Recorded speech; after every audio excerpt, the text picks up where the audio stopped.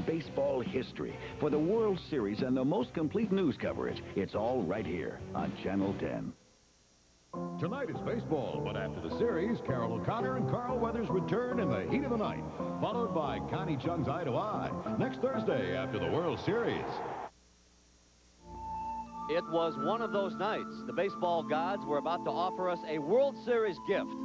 There have been battles of October, but this one was war, and shots were fired early. In the air to center, Devon White racing back, at the wall, can't get it.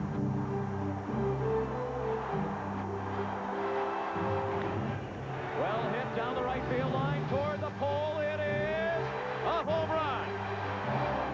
Now it was the Blue Jays' turn, a time for the world champions to prove that they are world class. They did their explaining like this. It was one of those nights. Time to tell your friends that something special is happening. Well hit down the right field line. Carter drifting toward the pole. Home run.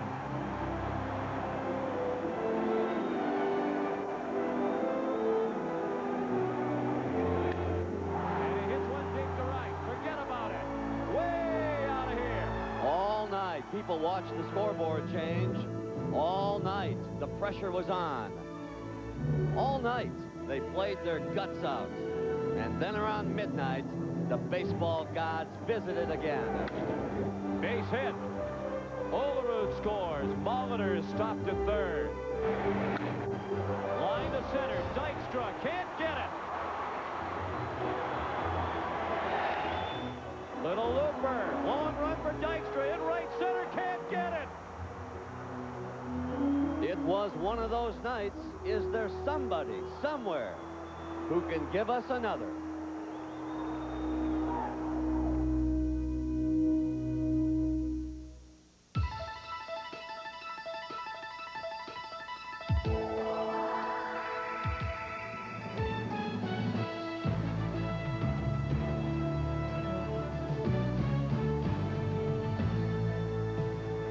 If you were looking for any adrenaline in the city of brotherly love last night, you're plumb out of luck.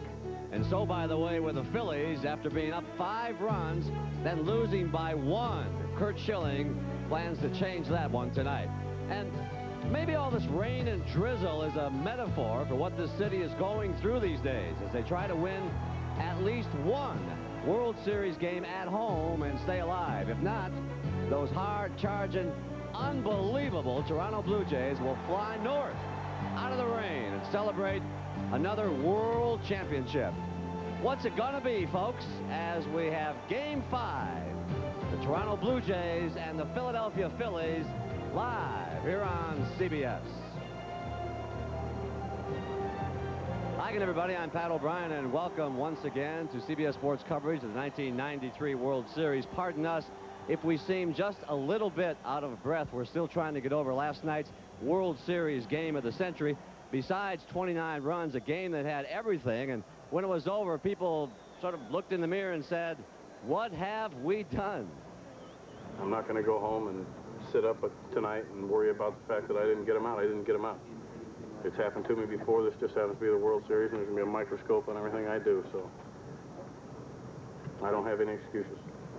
I've never seen a game like this at this level, and when you talk about the significance of it being a series game, it's just, you know, it kind of adds to the uniqueness and the specialness. I'll have to watch this one on TV and figure out exactly what happened, but talking about tough losses tonight, it's a tough loss. I'll look back at this game and say, hey, I played in one of the most exciting ball games. It may have been a little ugly as far as the walks, as far as you know, the base on balls and all the hits. But I tell you what, it was a very good game to sit back and watch and to play in. Indeed. We must be doing something right because it's been raining all afternoon and evening, and the rain has just let up. We plan to get this one in. Maybe a little light rain later on, but they'll get this one in. Might be a little chilly tonight. We'd love to also promise you another game last night, but this network does have standards and practices, and we can't promise that one. But the way things go around here, fasten your seatbelts anyway. You never know what's going to happen. Sean McDonough and Tim McCarver will have the play-by-play when we come back. as we are ready for Game 5 of the World Series. The Blue Jays, the Phillies. Enjoy yourselves, everybody. Their family was unbreakable till a woman from her husband's past pulled them into a mysterious murder. Bruce Boxleitner, Rachel Ward, Double Jeopardy, Sunday. This is CBS. Every time Mercedes-Benz introduces a new car, other car companies rush to follow. And when Mercedes-Benz introduces a whole class of new cars, others scramble to catch up. Now Mercedes-Benz is introducing the new E-Class, featuring the powerful E420 V8. Other car companies may find this one even harder to follow. Today, Heather Caldwell used them for a headache. Last night, Marcus Bethman used them to clean his contacts. And just this morning, Evelyn Ebo took one with her juice. Like thousands of people, they use Treasury brand products from Thrift Drug because they know Treasury brand products perform the same as national brands, but save you up to 50%, which is why Erica's mom is happy to let her use them all day long. Treasury brand, up to 50% savings and 100% smarter, only at Thrift Drug. The 94 Ford Ranger is now at your Quality Plus Ford dealer. No other truck is built for tough. Now choose from 9 exciting Ranger models, including the newest, a Ranger Splash Super Cab 4x4. Plus, every Ranger now comes with a 24-hour roadside assistance program and is backed by a 3-year, 36,000-mile warranty. Now save $1,800, including $300 cash back from Ford. See the Truck Authority, your Quality Plus Ford dealer today. You better hit the ground running in a new Ford truck. Hey, hey. The Phillies hanging tough. Team coverage tonight on the Channel 10 News.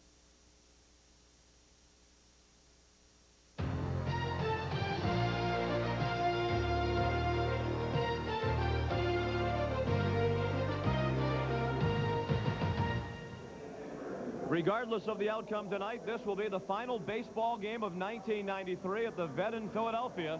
It's Game 5 of the World Series between the Toronto Blue Jays and the Philadelphia Phillies. Hello, everyone, and welcome. I'm Sean McDonough along with Tim McCarver, and it's great to have you with us. The Toronto Blue Jays lead this best-of-7 series 3-1. With a win tonight, Toronto will have defended its World Championship.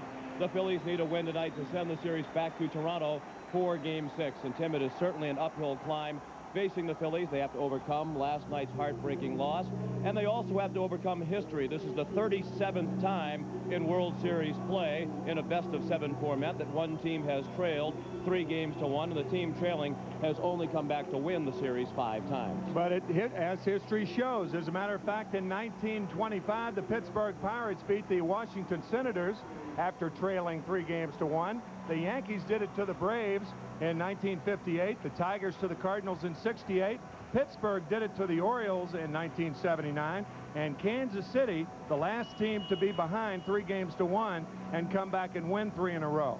I'm not too sure that it's as important that the Phillies are down 3-1, but how they got down. With Toronto coming back with 5 runs in the 8th inning last night, that is the latest that a team has come back from a 5-run deficit to win a World Series game in the history of World Series play. And in the ongoing saga of Paul Molitor, he is in the lineup again tonight at third base. The pitchers for Game 5, a rematch of Game 1. Juan Guzman for Toronto, Curt Schilling for Philadelphia. The first pitch from the vet right after this. CBS Sports coverage of Game 5 of the 1993 World Series is brought to you by Budweiser Beechwood Aged for a crisp, clean, classic taste. Lexus Luxury Automobiles.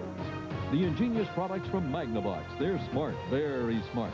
And by your Allstate agent. You're in good hands with Allstate. There are so many people trying to figure so many ways to rip you off now that it's very hard by yourself to counter all these things. Citibank called one night at 7 o'clock. Apparently, someone had bought 9 tickets to Vegas, gambled, and invited 9 of their best friends. That's why, having somebody watch your back is good. Citibank realized that I'd not made those charges, and it got taken care of. It just makes you feel like you have an ally out there. Just a few of the many people who rely on the security of not just Visa, Citibank Visa. You need 2 hands to count all the special rates and discounts on Allstate car insurance. For more than one car, pickup trucks, anti-lock brakes, airbags, Good drivers, excellent drivers with Allstate Home Insurance. And retired drivers over 55. Just pick up a phone and call an Allstate agent for details. For lots of ways to save, you're in good hands with Allstate. Introducing the Quantum Random Orbit Sander. It works 4 times faster than a finishing sander with swirl-free results. So now you can tackle any project from start to finish. The new Quantum line from Black & Decker. Highway 421 near Spivey's Corner, North Carolina. Not exactly the place you expect to find a busy accounting firm like Duval & Dean. But thanks to Sprint Cellular and their car, Duval & Dean can handle clients clear across the state and still be there to take calls no matter where they are. There's one other advantage to doing business at 55 miles per hour. There's no fighting over who gets the window office.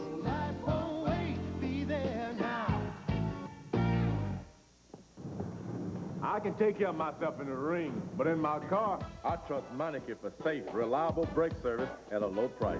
Now more than ever, at Meineke, you're not going to pay a lot, but you'll get a lot. I guarantee it. Cito Gaston is using the same starting lineup as last night, with the exception of the pitcher. Ricky Henderson leads off in left field. Batting second in center field, Devon White. Roberto Alomar is the second baseman hitting third. The cleanup hitter, right fielder Joe Carter. John Olerud is at first base. Paul Molitor, the third baseman, hits sixth. Batting seventh, the shortstop, Tony Fernandez. Pat Borders is the catcher hitting eighth, and Juan Guzman is on the mound. And let's check in with Jim Gray. All right, Sean, the mood in the Phillies clubhouse before the game was upbeat and positive. There was no moping and the music was blasting. I spoke with several of the Phillies, and they seem to have put last night behind them. They also said that they feel that they need Curt Schilling to pitch 8 or 9 strong innings.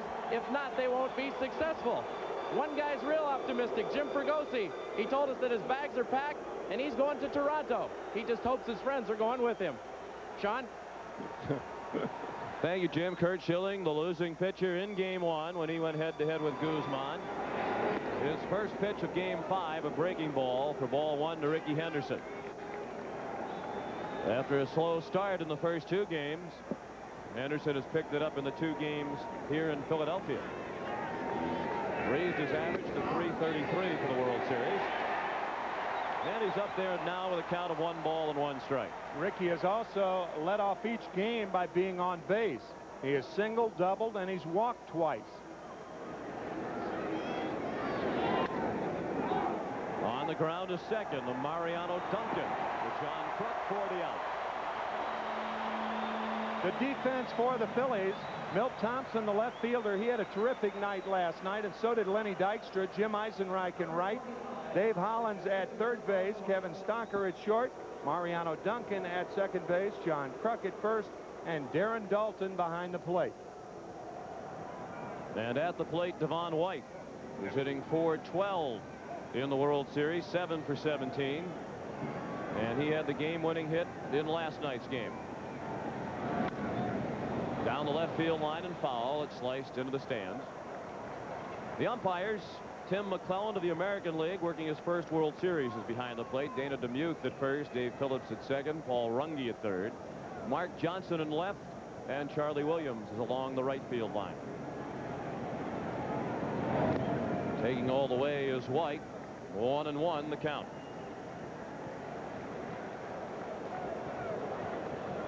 Curt Schilling, the most valuable player in this year's National League Championship Series, although he did not post a win against the Atlanta Braves. He pitched well in his 2 starts.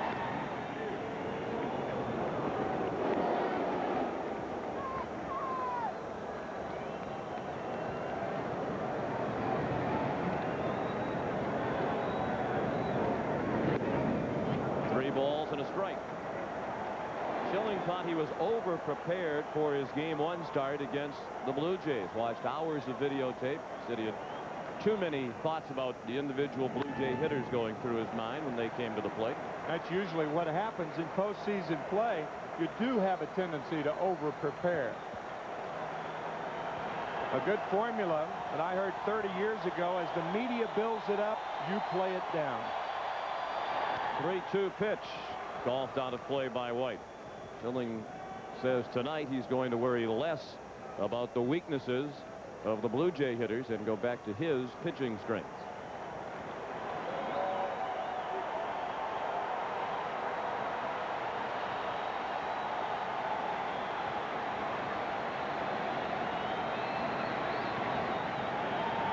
Another 3-2 pitch. And another foul ball in left. And no chance for Hollins, Stocker, or Thompson. Coming into tonight's game, the Toronto Blue Jays have hit .340 as a team. That's the highest team batting average in a World Series. And the Phillies are at .307 through the first 4 games. That's the 9th highest team batting average in a World Series. White to center, and Dykstra has room.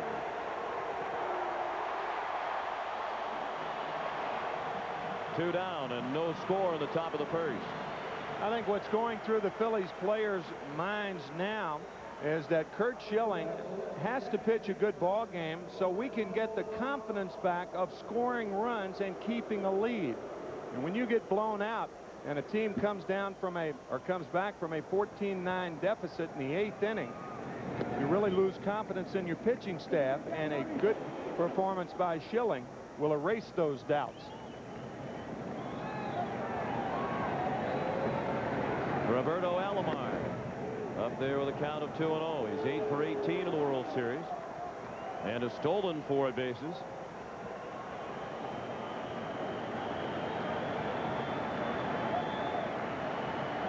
Blue Jays have scored 3 runs in the first inning in each of the first 2 games of this series played here at the Vet.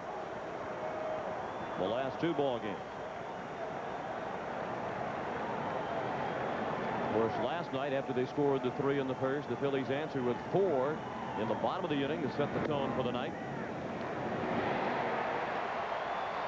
3 balls and a strike.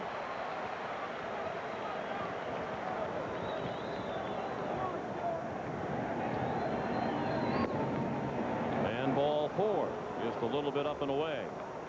So Alomar is the first base runner of the night with 2 outs in the first. The Blue Jays are not only a first ball hitting team, but also when they get on base, they like to steal on the first pitch. Their thinking is if they can steal on the first pitch, well, that gets things out of the way so the hitter can hit.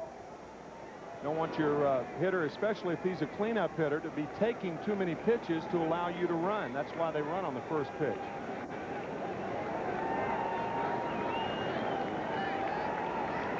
Kruk holds Alomar at first.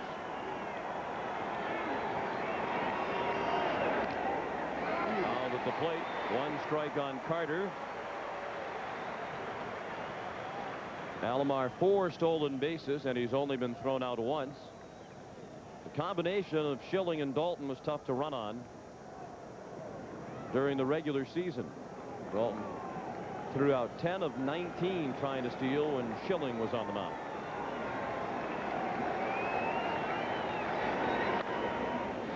Out of play to the right. 0-2 on Carter.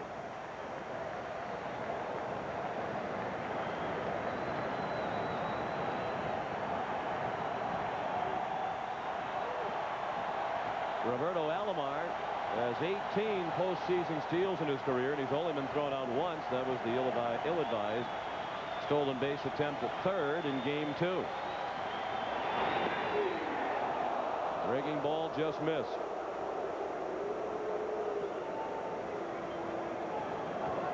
One and 2 on Carter, who had 3 hits last night, including the double with 1 out that started the 6-run 8th. He scored the first of the 6 runs. Schilling missed inside. Hurt's 26 years old. He'll turn 27 in November. 6'4", 215 pounds.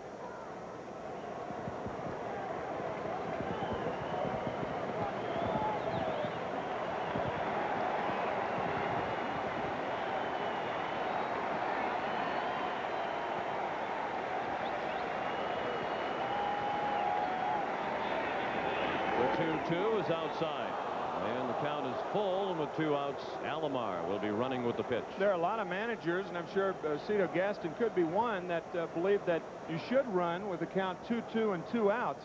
I've never believed that that's a good running situation, because if the pitcher misses with that pitch, it's 3-2, and it compels the runner to run with 3-2, 2 outs. Alomar goes. Carter to center field. Dykstra. And that ends the inning. After a half inning of Game 5, the Blue Jays nothing, and the Phillies coming up.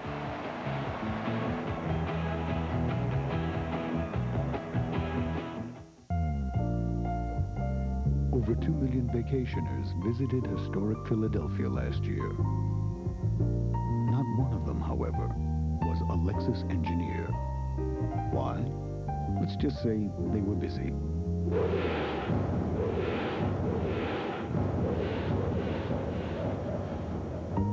The 1994 Lexus ES, improved, revised, refined.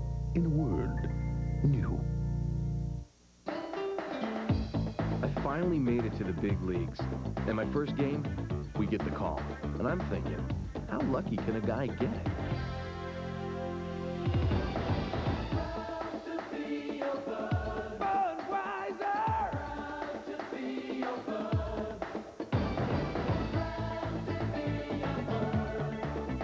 Beechwood aged for that fresh, distinctive taste. Crisp, clean, classic.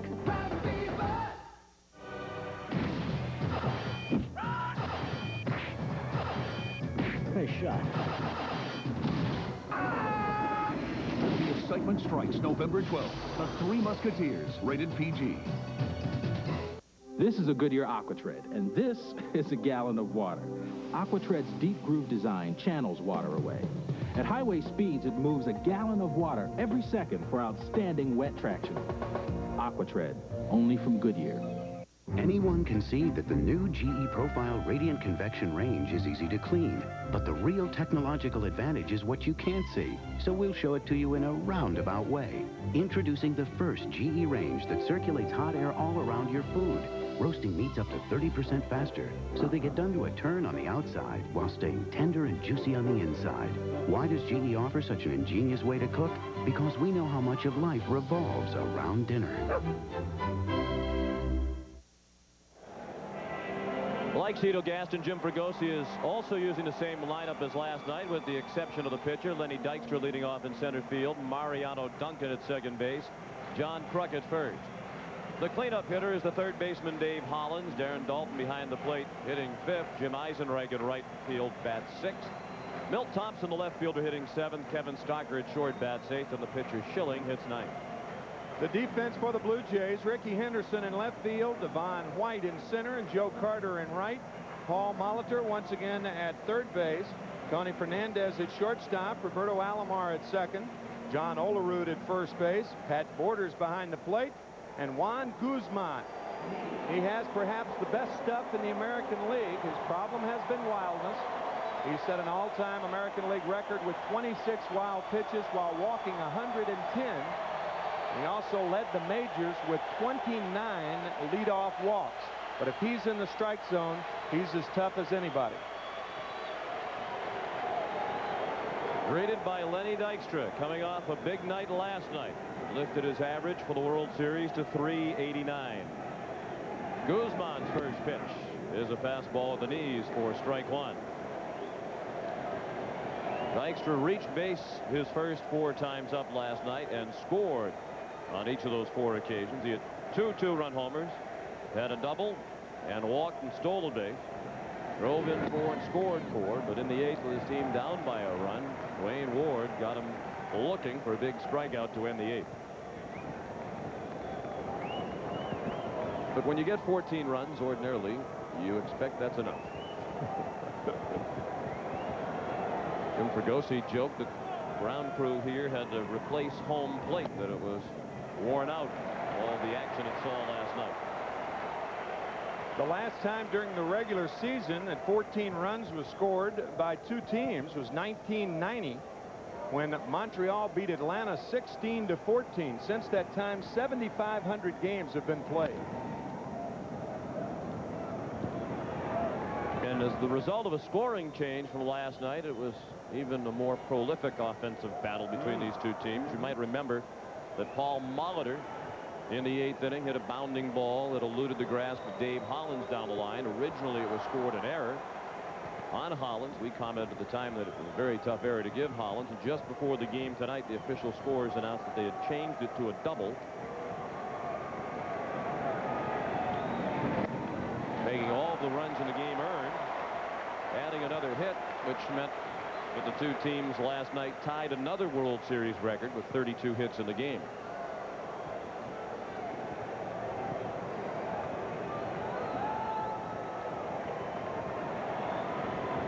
The 8th player in history to score 4 in a game, and the first Philly to hit 2 home runs in a World Series game. Lenny Dykstra up there with a full count. Really unusual that Lenny has a 3-2 count on him, huh?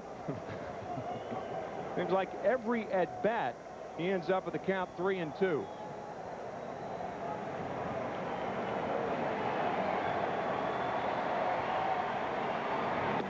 Ball 4. Well, the Phillies' game plan, and it was successful in game 1 against Guzman, was to be patient, make him throw strikes. And Guzman wound up having to leave the ball game after 5 innings because he had thrown 120 pitches. Guzman said he's going to change tonight. He knows that the Phillies will be taking early in the count, so he's going to try to throw strikes earlier in the count. Mariano Duncan, another one of the hitting stars in this series, and that is redundant. Dykstra has 2 stolen bases without being caught over the first 4 games. Yeah, both teams with all the hitting that has been done by all of the players, both teams with averages over 300. Mariano Duncan leads both teams in hits with 9.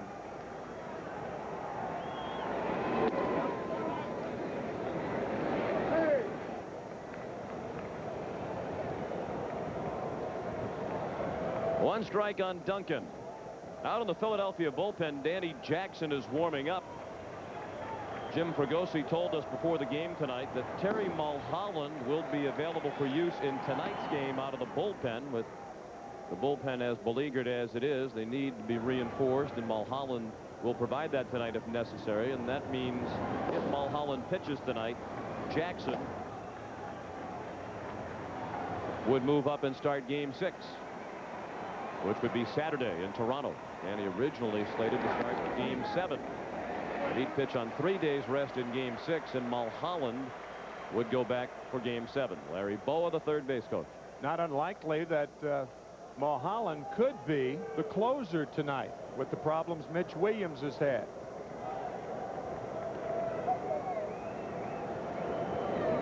Although you could give him just about any Philadelphia pitcher's role, because they have all struggled in this World Series.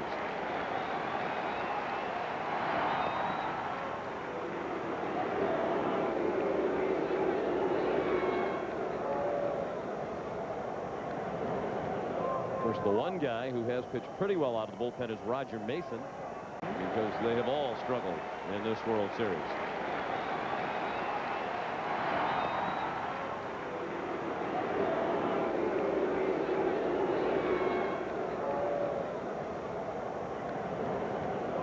The one guy who has pitched pretty well out of the bullpen is Roger Mason. But he worked 2 2/3 innings last night, and Jim Fregosi wasn't sure before the game tonight if he'd be able to work in this ball game.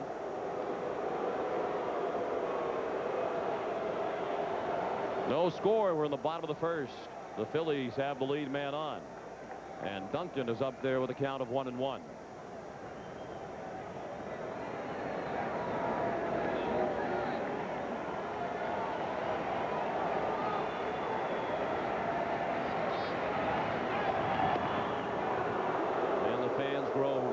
As Guzman throws to first again. Maury Wills used to say that if you're not diving back to first base, you're not off far enough.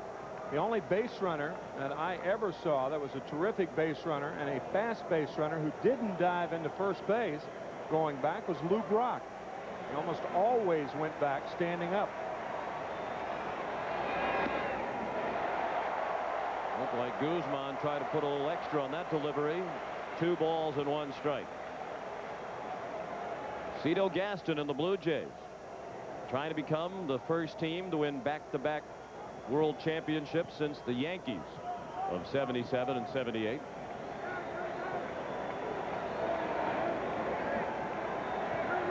Dykstra runs. Duncan a swing and a miss, and the throw goes into center field.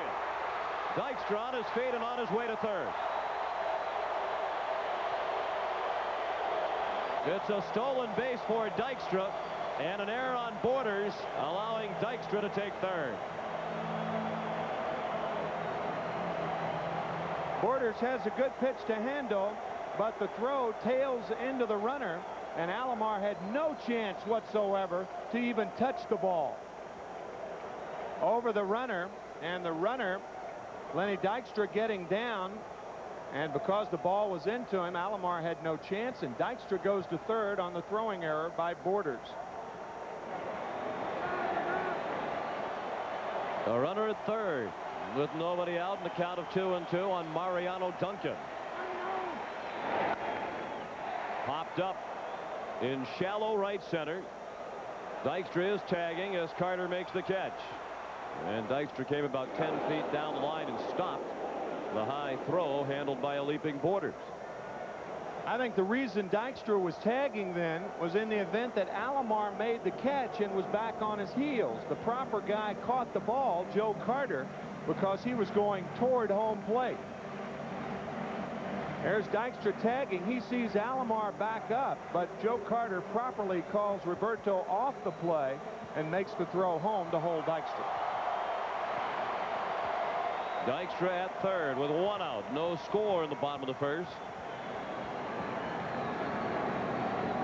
And the batter is John Kruk. He's 7 for 17. Despite the 32 hits combined by the two teams last night, Kruk went 0 for 5.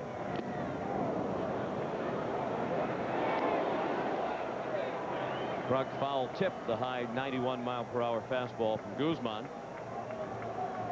Juan turns 27 years old next week. He's 5'11", 195 pounds, from the Dominican Republic.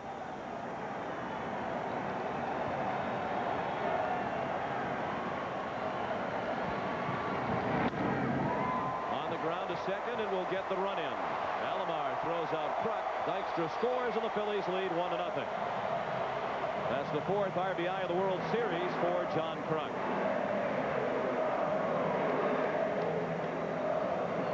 And the 9th RBI of the postseason for Kruk, and 7 of those RBIs were go-ahead RBIs, and this puts the Phillies in front. The last guy to do that, Gene Tennis, back in 1972 when he played with Oakland, and now he is the bench coach for Cito Gaston and the Blue Jays. There's Gene. And Guzman's first pitch to Dave Hollins is a ball high.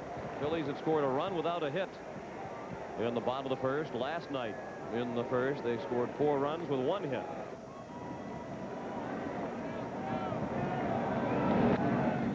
Hollins even in the count at 1-1.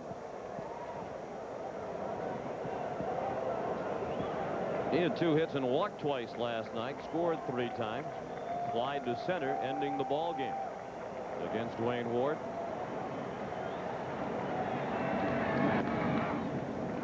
Strike.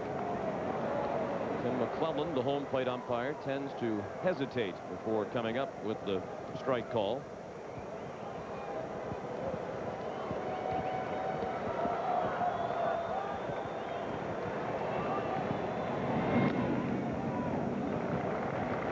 Two and 2. Should Hollins reach, Darren Dalton would bat next.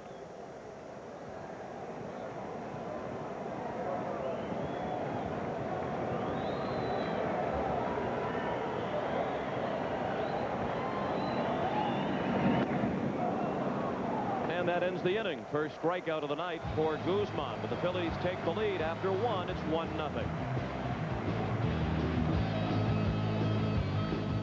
Finally, there's a TV that proves technology can make our lives easier. A Magnavox TV with a precise color picture, smart windows which preview other channels, and the unique smart sound feature, which ensures your volume will stay at normal levels no matter what comes on. Magnavox is so smart, I didn't even have to show up for this commercial. How'd I do? Great. You were great. The innovative TVs from Magnavox. Smart, very smart. The Tahitian Islands welcomed over 100,000 vacationers last year. Not one of them, however, was a Lexus engineer. Why? Let's just say they were busy.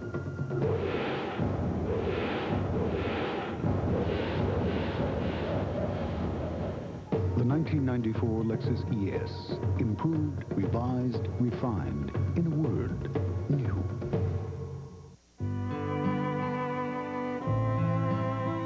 Hunger in the United States is at a record level. The best estimates are that there's 30 million people that are hungry in this country.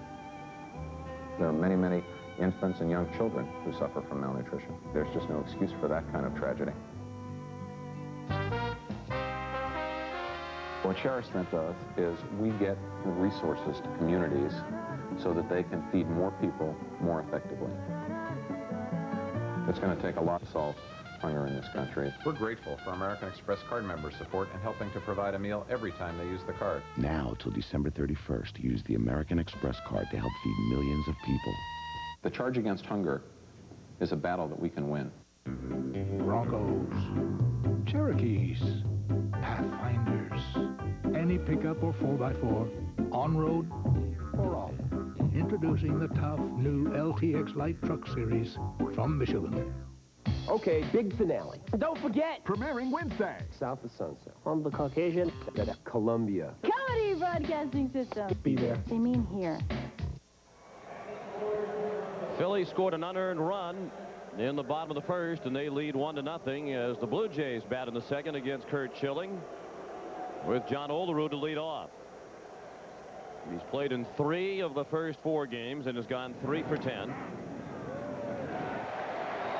Strike 1 over the inner third. Olerud, Molitor, and Fernandez. Batters 5, 6, and 7 coming up. That's a pretty impressive 5, 6, and 7. I'll say. 2 top hitters in the league, and then Fernandez, who's driven in 9 runs in 4 games. Olerud, not only the top hitter in the American League, the top hitter against right-handed pitching. 396 against right-handers. Roberto Alomar was second with a 359 average. What a group to get through if you're a pitcher. 1-2 on Olerud.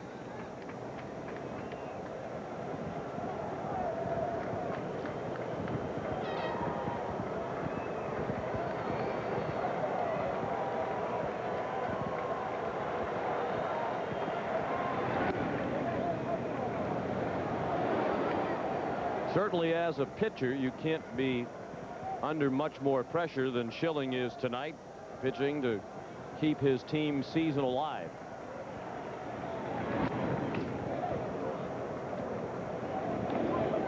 A lot of people say the Phillies have to win 3 in a row. I think the way the players view it is that they have to have 3 one-game winning streaks.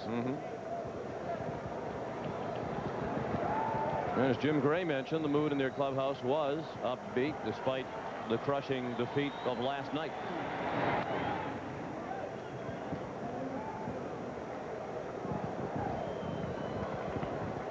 Still 2-2 on Olerud.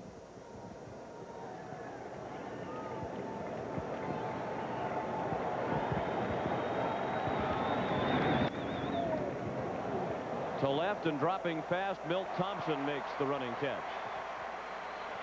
Before the World Series started, we spoke with Curt Schilling about pitching under pressure. If you apply it in a positive way, it's a good thing. You know, I thought there was pressure to win. I mean, that's a good pressure, though. I mean, that's the pressure you live to be in. There's negative pressure, and that, to me, that's self-inflicted. I mean, if you think there's any kind of negative pressure on you, then you're going about your job the wrong way. I mean, the pressure to win is the pressure that we play the game for. Very well said. Schilling has not yet allowed a hit.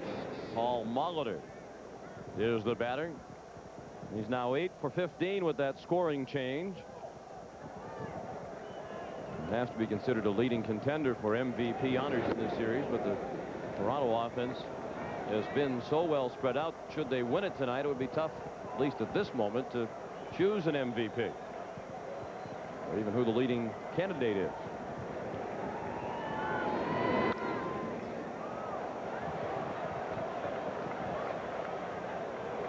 Here's a look back at the 8th inning of last night's game. A play that involved the scoring change. Hollins couldn't get a glove on it. Originally, that was scored an error. But it was changed to a double for Molitor and an RBI. Schilling behind in the count 3-1. We're in the 2nd, and the Phillies lead 1-0.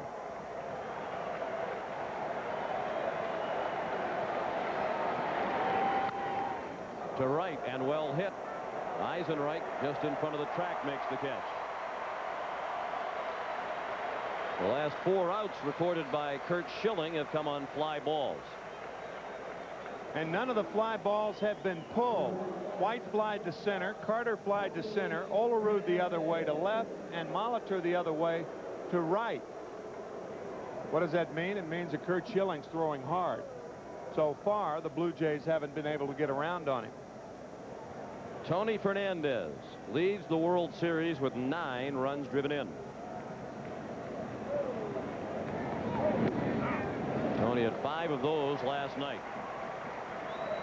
He had 3 singles and also picked up an RBI with a ground out.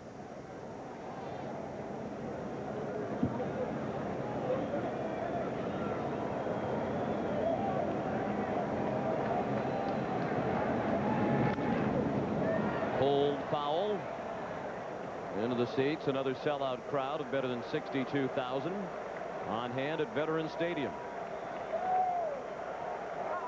And they are also at Sky Dome tonight.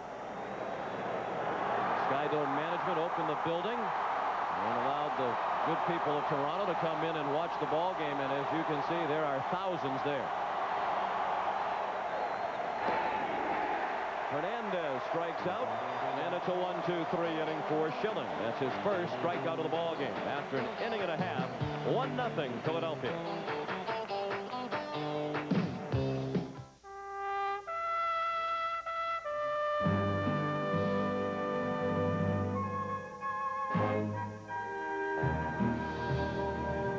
Cellular One has set up state-of-the-art cellular service that reaches clear across America.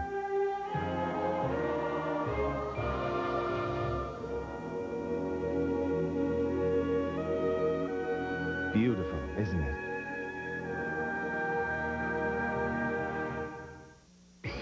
Movie Jam. I love this place. It's not a party without the new Burger King Everyday Value Menu. Don't you have any refreshments around here? The Value Menu has tasty flame-broiled burgers fixed your way for just 99 cents. Anything you want. Almost. Like, can you get with a $1.99 for sandwich combo? No problem. And a Whopper Value Meal for only $2.99 every day. You know who we're doing it for. For me. Check your Burger King Value Menu for their everyday low prices. We all gonna shoot over to Burger King. Burger King? Try the new Everyday Value Menu. It's the jam. This is a line. To some, it is seen as a barrier. To others, it's a point where traditions of the past are abandoned in favor of visions of the future. Introducing the revolutionary new Toyota Supra. It's taken everything sports cars were before and crossed the line. All right, what is the best day of your life? I'm 7 years old, and my dad takes me to Yankee Stadium. My first game. Sat there the whole game next to my dad. Taught me how to keep score. Mickey hit one out. Good day. I still have the program. When I was about 18 and my dad and I couldn't communicate about anything at all, we could still talk about baseball. No, that was real. A message from Major League Baseball. Get your game cards ready and stay tuned for the Budweiser World Series Classic Play at the end of the 5th inning. You could win $100,000. Of course, getting a foul ball as a fan is always a big thrill when you come out to the ballpark. The World Series, it's even more of a thrill, and as a result, some fans are willing to go up and over to grab a World Series souvenir. Even shook hands. I'd like to see that in the city of brotherly love. Speaking of World Series souvenirs, we have one dangling in front of us. I got a noticed fisherman above us. There's somebody who really wants your autograph. A program dangling down from the upper deck. There's Darren Daulton bats. Rather innovative.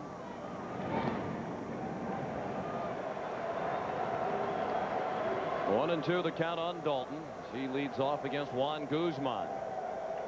1-0 Philadelphia in the second inning of Game 5 of the World Series. Guzman will face Daulton, Eisenreich, and Thompson in the second. Well hit toward the gap in left center. Henderson on the run, and it's off the wall and a hop. And Darren Daulton has a leadoff double.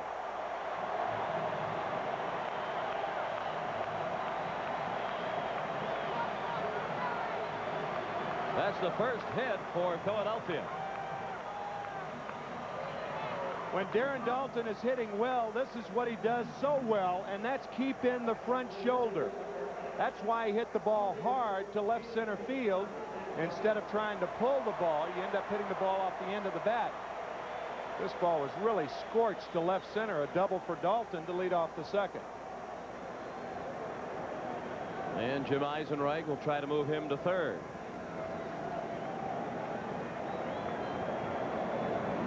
He squared to bunt and took a fastball low for ball one. It was 96 miles per hour on the gun downstairs. Eisenreich is tied with Milt Thompson for the Phillies club lead in runs driven in this World Series with 6. Even though Jim has only hit .235, he's gone 4 for 17. He swings away this time, bounced it down to first. Olerud stepped on the bag for the out. Daulton to third on the play. Let's get a scouting report on Juan Guzman from his battery mate, Pat Borders.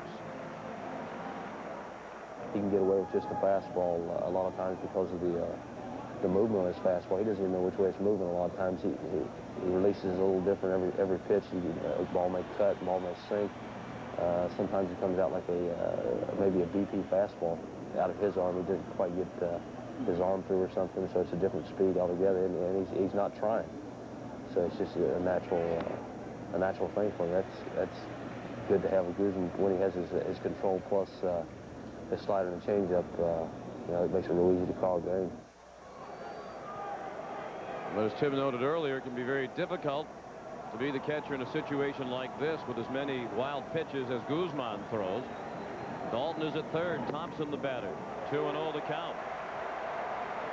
Guzman had a wild pitch in Game 1 that allowed Mariano Duncan to score, as a matter of fact.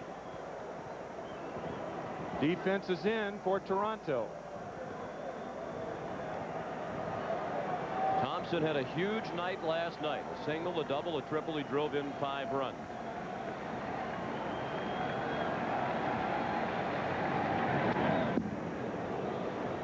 Two balls and a strike.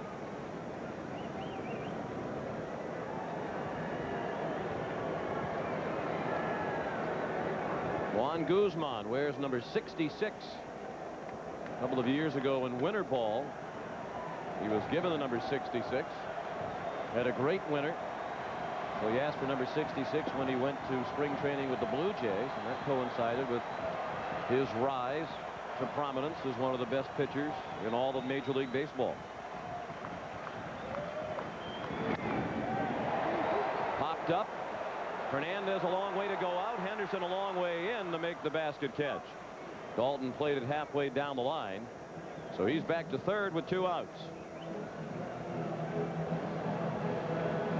So Thompson fails to drive Daulton home. Henderson, playing perhaps too deep with his speed, was able to come in and make the catch. With a guy like Ricky Henderson, he can play 3 or 4 steps deeper than most guys because of his ability to track down anything in front of him. course, Ricky has been hitting much better lately, and he credits it to a lady named Betty who works at the Sky Dome Hotel. Betty gave him a lotion, and he applied to his hands, and his hands aren't as sore the last couple of days. Potion lotion. Mm-hmm. Little surprise they're pitching to Stocker here. You know, you can't pitch around a guy with a guy on third base because of Guzman's wildness. If you're going to pitch to him, you got to pitch to him and try to get him out and not work the corners, because Guzman doesn't have that type of control to work around a hitter like Stocker. And of course, this is a decision that Cito Gaston never has to make in the American League. Stocker does not have an RBI in the World Series, largely a result of the poor numbers that you saw with runners on base. Smash past Olerud.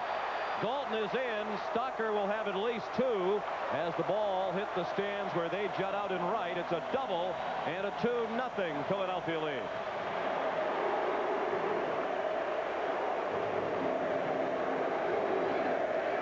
The Stocker that the Blue Jays have seen doesn't have an RBI in the World Series until now.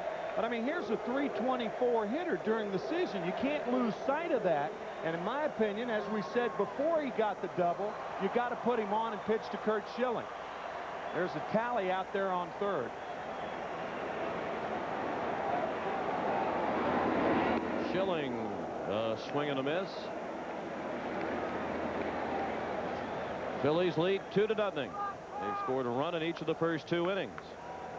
Schilling had 147 during the regular season. He went 11 for 75. He tried to check his swing. It was too late, says Dana DeMuth. 0-2. Did Schilling go too far? Oh, yeah, easily.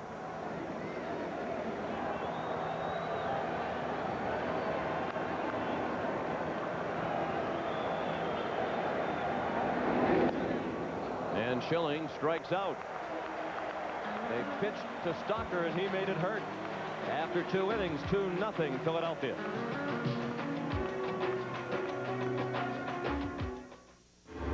Introducing one of the most visually distinct automobiles you've ever seen.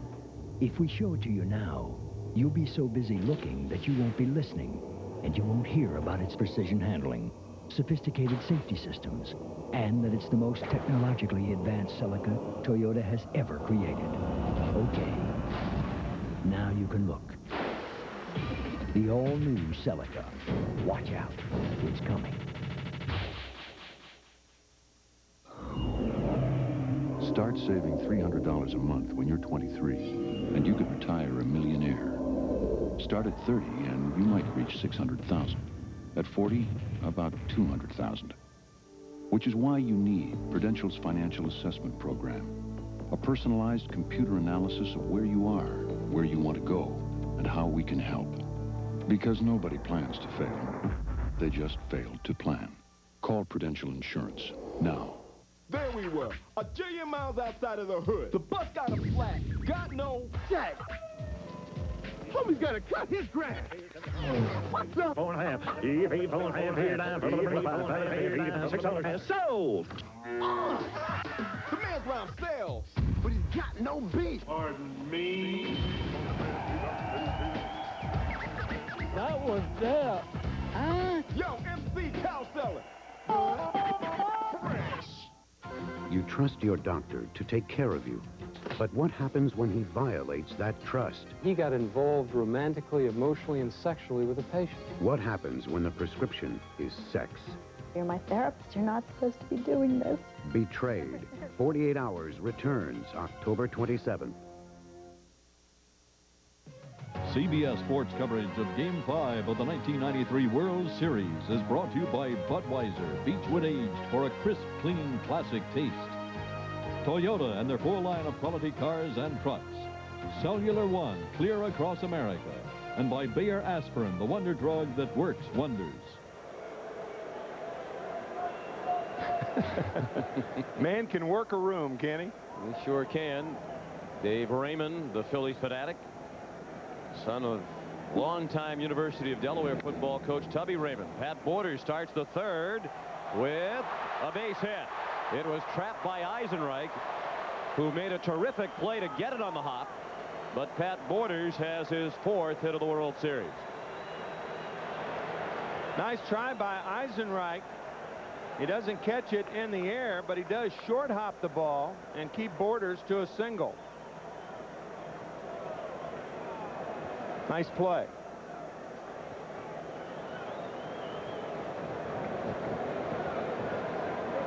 And you saw that outfield turf is still very wet. It rained until about a half hour before game time. Neither team took batting practice. Here's Juan Guzman. In his first major league at bat, an obvious bunt situation. Cito Gaston said of all of his pitchers, Guzman seemed to be the least comfortable as a hitter. His bunt fielded by Kruk. That's one. That's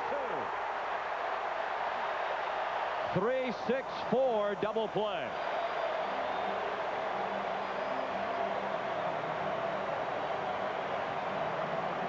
John Kruk racing toward home, realizing he has a slow runner behind him in Pat Borders, who's not going to take advantage of Kruk leaving too early.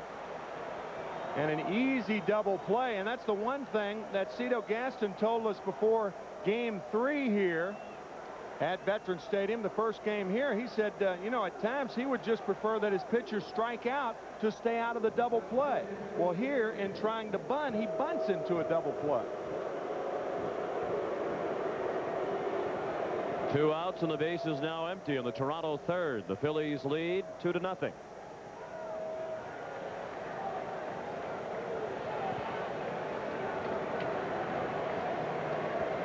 Top of the order, and Ricky Henderson, who started the ball game with a ground ball to second. Kurt Schilling has his fastball fouled out of play to the right.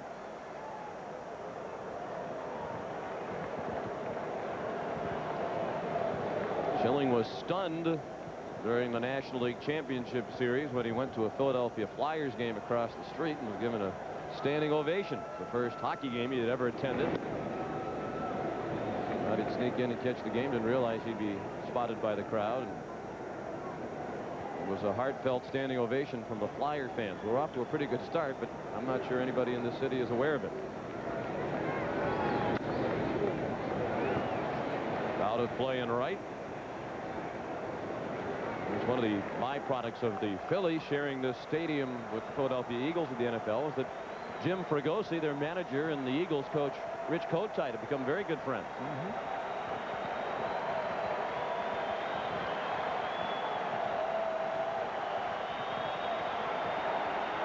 1-2 on Henderson.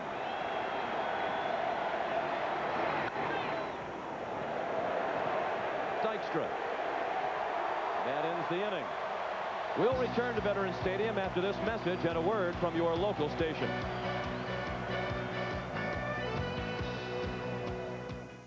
Meet Beavis and Butthead. Some call these characters violent, vulgar, and too focused on sex. What do kids think? What is our society coming down to? I think kids these days, they like vulgarness. But the question is, should kids be seeing this kind of thing at all? Eye on America investigates tomorrow on the CBS Evening News. Hi. Do you know my new show, The Nanny, premieres after the World Series? Oh, you got something right here. The Nanny premieres Wednesday, November 3rd. This is CBS. You drive a car like this and you're going to be asked a lot of questions. Like, what kind of car is that? You say, it's an Eagle Vision TSI. They say, oh yeah, a Jeep Eagle. To which you respond, it's not a Jeep Eagle. That's where you buy it. Then you tell them all about its performance technology. Eagles do invite a lot of questions, but the next time someone calls an Eagle Vision a Jeep Eagle, you can tell them where to go. Test drive a new Eagle Vision at your nearest Key States Jeep and Eagle dealer today.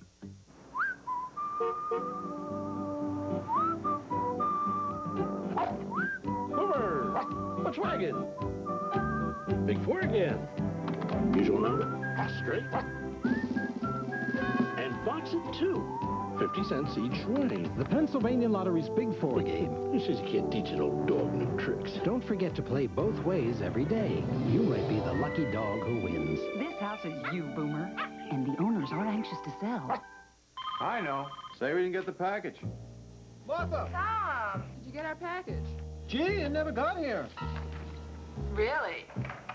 Introducing tracking software from Federal Express. It was delivered to your place at 9:22 a.m. Ah! It's probably stuck in the mailroom. No, it was signed for by your partner, Brian. Now you can track packages right from your computer on your desk. Brian, are you there? Oh, that package, Martha. We could negotiate a deal. The Phillies hanging tough. Team coverage tonight on the Channel 10 News. Welcome back to Veterans Stadium, where the Phillies lead 2-0 as we head to the bottom of the third. Top of the order coming up for the Phils. Lenny Dykstra leads off against Juan Guzman. And the first pitch is popped foul and out of play behind the Toronto dugout. Dykstra started the Philadelphia first with a walk. He stole second and took third when Borders' throw sailed into center field for an error and scored an unearned run. Charge to Guzman on a ground out by John Kruk. Guzman gave up an earned run last inning on a pair of doubles by Dalton and Stocker.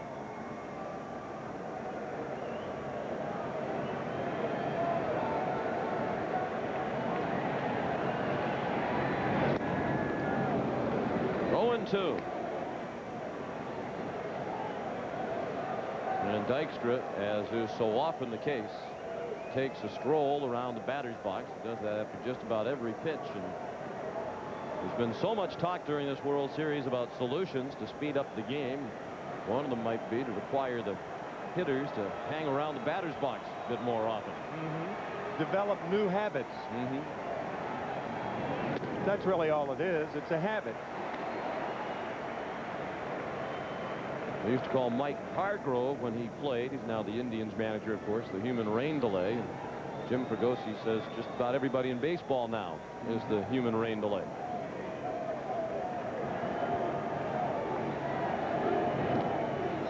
Two and two.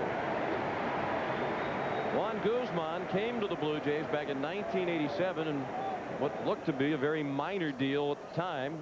He came over from the Los Angeles Dodgers for infielder Mike Sharperson, who was just a utility player at that time for Toronto and had been up and down between the Blue Jays and their minor league club. But Guzman has developed into one of the best starting pitchers in baseball. Strange movement on that pitch. That's what he did a lot with the Dodgers, and the Dodgers gave up on him. They thought he was the type of pitcher that certainly had a good arm, but he was too wild. Scout Al Lamakia saw him pitch in a B game at Vero Beach, where the Dodgers train, and said, here's a guy worth taking a chance on. And he's the guy who suggested him to Pat Gillick. We talked last night about the great Blue Jay organization from top to bottom, and Al Lamakia is another guy who deserves a lot of credit for the great work he does in scouting.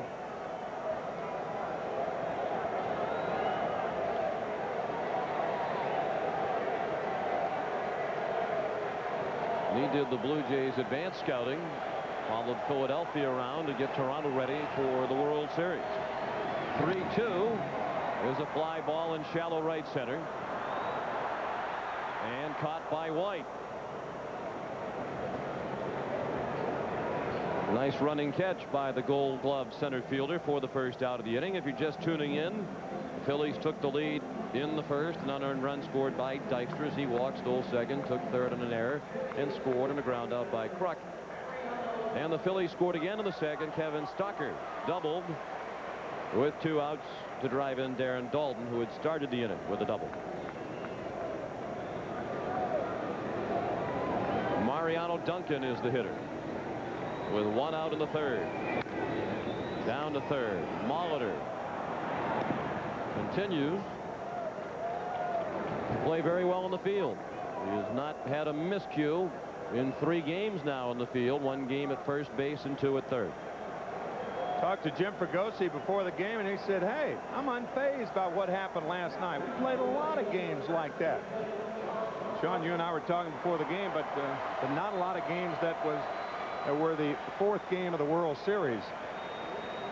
And they certainly did play in their fair share of slugfest during the regular season. They were able to bounce back from losing their share of them. You mentioned the circumstances a lot different in the World Series. John Kruk has a hit.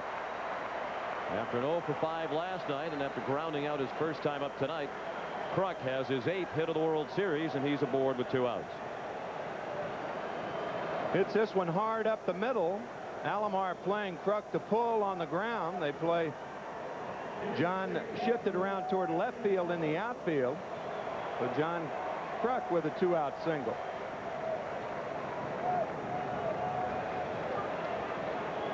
And that brings up Dave Hollins, who struck out swinging to end the first. Guzman has finished each of the first 2 innings with a strikeout.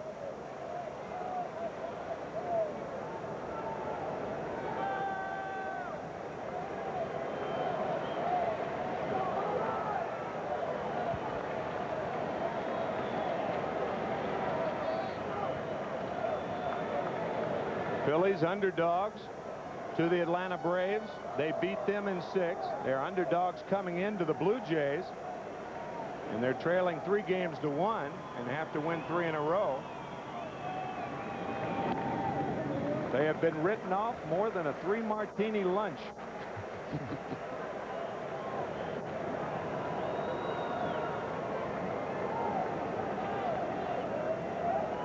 1-1 on Hollins.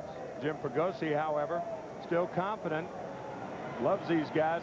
They give you 9 innings every day of hard baseball. Line to right, and it falls for a hit. Kruk stops at second as Carter fires it back in. So the Phillies are trying to put something together with 2 outs here in the 3rd. Dave Hollins has his first hit of the night. High fastball, and Hollins gets around on it. Where pitchers try to pitch Dave is up and in, but he handles this fastball from Guzman and rifles one to right. Kruk at second. Hollins at first for Darren Dalton, who doubled on 1 hop off the fence in left center and scored last inning. 4 hits now for the Phillies, and ball 1 up and away from Guzman.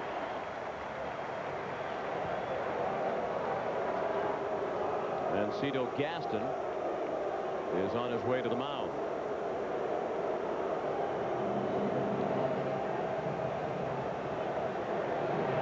Most pitchers have to hit spots, working the ball in and out. With a guy like Juan Guzman, you just tell him, throw the ball down the middle of the plate. Let your natural action take care of things. Don't try to be too fine. The corners are the spots for most pitchers, but for Guzman, it's the plate. We mentioned that the Blue Jays are trying to become the first team since the Yankees in 77 and 78 to win consecutive world titles. When they did it, they had a different manager each year. Billy Martin the first year, Bob Lemon the second. So Cito Gaston would be the first manager to win consecutive world titles since Sparky Anderson did it with the Reds in 75 and 76. 2-0. The count on Dalton. And it seems that Cito Gaston is just now getting the respect that he deserves, despite his phenomenal winning percentage since he became the Blue Jay skipper in 1989.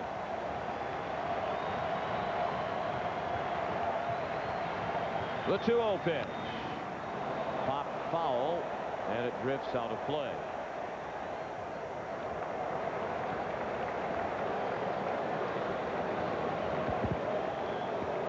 Talking to Cito before the game, and he said he really doesn't care whether the fans respect him, the press respect him, but he is happy because he feels like the players respect him.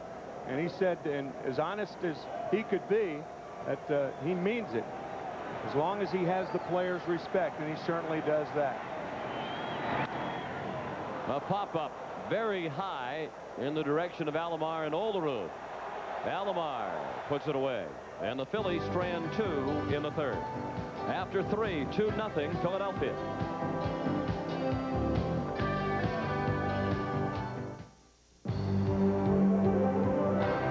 Toyota proudly presents All-Around Champions. Since his 23-game winning season, Danny Jackson has learned a few hard lessons, like believing in yourself, even when things are tough. That's why he's giving time back to the community. Watching his efforts pay off as homeless families begin to believe in themselves may be one of his most satisfying victories. Toyota is pleased to salute all-around champion Danny Jackson by contributing $1,000 to the People's Emergency Center. Since Toyota truck reliability and dependability are put to the test in America, Toyota said, build them here, too. You know what? Most are. But the ultimate test is right here. Toyota 100,000-mile stories, over 60,000 of them, and more coming every day. Toyota trucks, the reliability's built in. Toyota trucks. You just gotta love them. Excellent. Wait a minute, guys, there's more. Check it out. Guys! It's a pizza guy, man. Much more, guys, like free HBO for a month. Free HBO. Free HBO. Can I also mention it's free? Prove it. Just hand me the coupon, guys. Here we go. Whoa. Buy any Bigfoot pizza and get a free trial month of HBO. Just mail in the coupon. Well, back to you, Jen. Who are you? Bigfoot pizza, a legendary value. A year ago, AT&T Special Country Savings was born. Now to celebrate its first birthday, we're giving you even more savings on international calls. Double the savings on Saturdays in October and November. And not just to 1 or 2 numbers, but to everyone you want to call in the international country of your choice. 30% off with AT&T. Call now to sign up and enjoy a birthday gift from us to your favorite country. This game summary is sponsored by AT&T. The Phillies scored an unearned run in the first and an earned run in the second on an RBI double by Kevin Stockard. They desperately need a big performance from Curt Schilling, and he has provided them with 3 scoreless innings of 1-hit pitching. Facing Devon White, who sends it just over our heads. Devon flied to center in the first. He has 7 hits in the World Series. 6 of them have gone for extra bases. The World Series record for most extra base hits in one series is 7. Devon needs 1 to tie Willie Stargell, who had 7 for the Pirates in '79. That was the year in which Pittsburgh overcame a 3-1 deficit in the World Series. And that's what the Phillies are trying to do against Toronto. White, Alomar, and Carter coming up against Schilling in the fourth. 2-0 Phillies. White strikes out in a bad pitch. We have talked so much in this series about the defensive abilities of Roberto Alomar. He can go to his left, as he did in Game 1. He can go to his right, as he did in Game 1, to save a run. He can jump and throw the ball at the same time. And he can hurdle. Remarkable athlete. And he can hit a little bit, too. 444 in the World Series. He was the 3rd leading hitter in the American League during the regular season. And it's interesting to hear discussion about Roberto Alomar as a potential Hall of Famer. He's only 25 years old. But already there is speculation about whether or not he'll make the trip to Cooperstown. If he continues on this pace, he's a lock. How about the deal the Padres from San Diego made it 3 years ago? Fred McGriff and Tony Fernandez going to San Diego for Roberto Alomar and Joe Carter. And now the Blue Jays have both Alomar and Carter, who have starred for them over the last 3 years. Tony Fernandez is back with them, and Fred McGriff's in Atlanta. The 2-2. Well hit, base hit. A single to right for Roberto Alomar. That's the first ball pulled by a Toronto hitter tonight, Curt Schilling. Looked like a splitter, and Schilling got it up a bit, and Alomar told Dalton, I'll handle this one. And he did. You don't see trades like the one you were talking about much anymore. The big blockbusters. So much of the maneuvering is hampered by contracts nowadays. Many trades really based on a swap of salaries as much as anything else. Certainly in San Diego's case, that has been the case over the last year and a half. Well, they are swapping players who have salaries for players who really don't have one. Tony Fernandez back with the Blue Jays. And to think at one time they used to call Toronto general manager Pat Gillick stand pat because he didn't make any moves. Anything but that the last 2 years. 12 new faces on this World Series roster from the Blue Jay club that won it all a year ago. No balls and 2 strikes on Joe Carter, who was out on a fly ball to center his first time up. Cito Gaston says despite all the new faces, this is the best bunch of guys, use his words, that he has had in his stint as Toronto manager.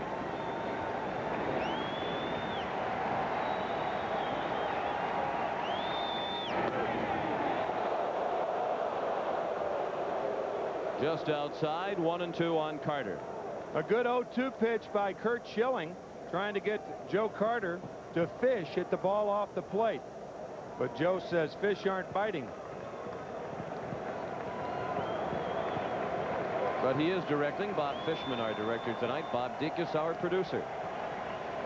Happy to have you with us for Game 5 of the World Series. 2-2 on Carter. Alomar at first with 1 out. 2-0 Phillies in the 4th.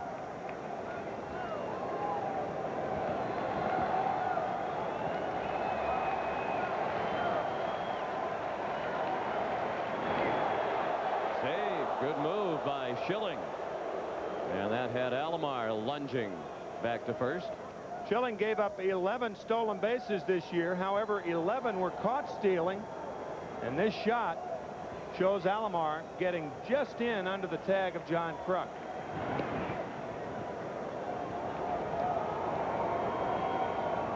You can see how the first base position is made for a left-handed thrower. The glove on the right hand, all the pitcher has to do is throw the ball to the glove. Much easier to make the tag than with a right-handed throwing first baseman. Slashed out of play. Still 2-2 on Carter. Nick Leyva, the third base coach, he took over at mid-season when Rich Hacker, who's been the Toronto third base coach the past couple of years, was seriously injured in a car accident. Leyva had been managing the Blue Jays AAA club in Syracuse, New York. And it's wonderful to see Rich Hacker back in uniform. He is with the Blue Jays here in the postseason after missing the second half of the regular season.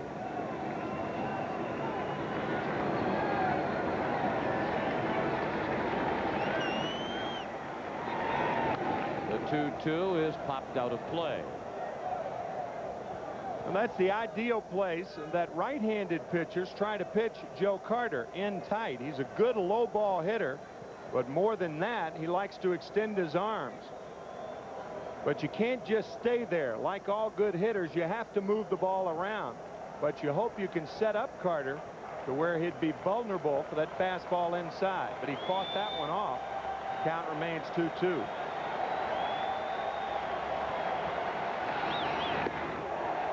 Check swing, no swing, says Dana Dubuque.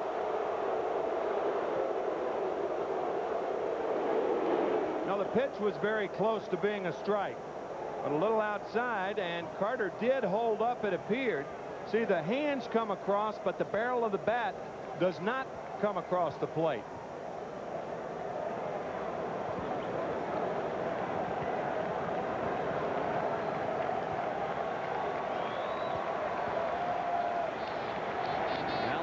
On a 3-2 pitch, it's strike 3 and a double play.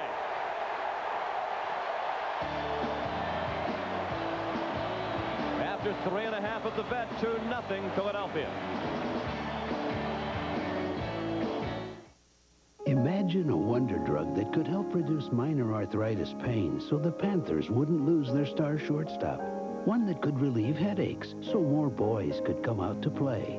A drug that studies show reduces the risk of second heart attacks. Imagine a drug that holds answers to all these ailments so families could gather for years to come. A wonder drug? Yes, it's genuine Bayer aspirin. The wonder drug that works wonders. Having been ranked the best compact sport utility vehicle in initial quality by its owners, we thought the Toyota 4Runner's extra value package might go unnoticed. So we put a twist on it. You get chrome bumpers, leather seats and trim, air conditioning, power windows, door locks, mirrors, and more for a savings of up to $1,000. Nice catch.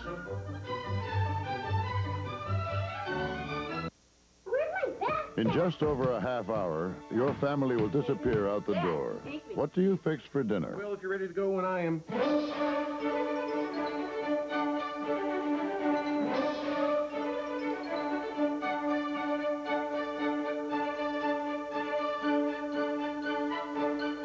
It's quick. It's easy. Oh, I invited Bobby over. It's beef. Hey, Bobby, pull up a chair. It's what's for dinner. Never before have critics unanimously declared one movie such an absolutely fantastic, fun-filled delight for the whole family. Tim Burton's The Nightmare Before Christmas. Ho, ho, ho! It's wildly imaginative, a dazzling animated funhouse, and an instant classic for both kids and grown-ups. Don't miss the movie Siskel and Ebert give 2 thumbs up. Fantastic! The Nightmare Before Christmas, rated PG. Starts Friday in select cities. Check newspaper for showtimes. From New Zealand, a stellar field of Olympic medalists and World Cup champions compete at the Jeep Eagle Tournament of Champions Ski Series this weekend on CBS Sports Saturday. Look at the obstacles Darren Dalton has to cope with. First the bat, now the body, and a nice throw to Mariano Duncan to nail Roberto Alomar. Nice on both ends. First Dalton, and secondly Duncan. So it is still 2-0 Phillies as they bat in the 4th against Juan Guzman. Jim Eisenreich up there with a count of 2-0. He bounced to first in the 2nd. Juan Guzman to face Eisenreich, Thompson, and Stocker here in the 4th. Alomar throws him out.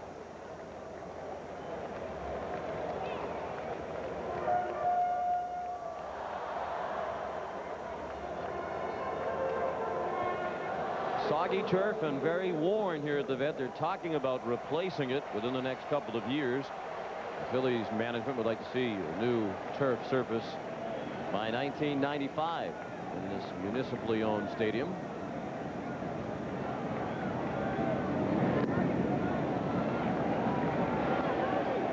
The All-Star game is going to be played here in 1996. Guzman missed with ball 1 high to Milt Thompson, who flied to left in the 2nd.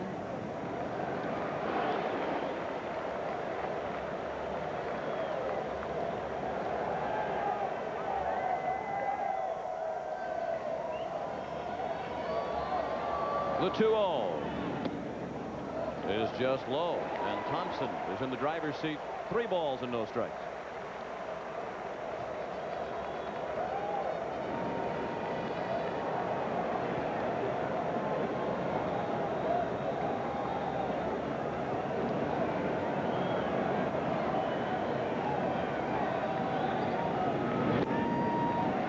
Ball 4.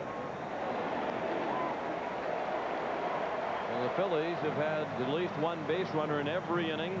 That's the 2nd walk issued by Guzman. A runner at first with 1 out in the 4th. 2-0 Philadelphia. The Phillies have out hit the Blue Jays 4-2. Toronto has made the game's only error, and it led to an unearned run in the 1st. Guzman will work next to Kevin Stocker. Blue Jays elected to pitch to Stocker in the second with Dalton at third and 2 outs, and with the pitcher on deck. Stocker made them pay when he doubled down the right field line. Thompson was not running on the first pitch to the shortstop.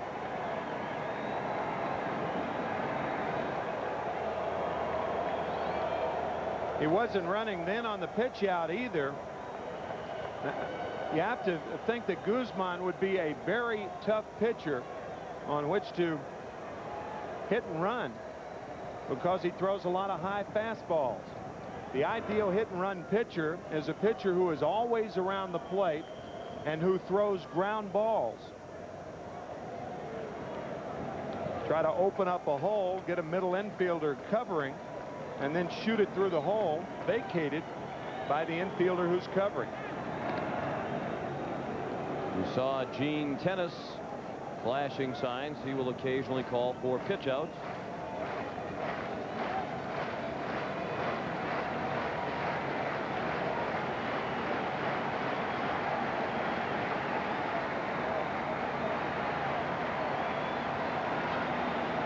Thompson is not running, and Stocker looked at a fastball high.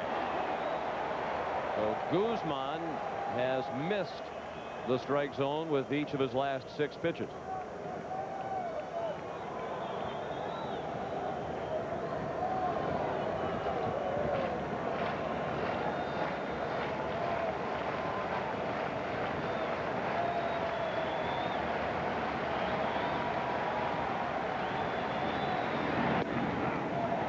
Strike.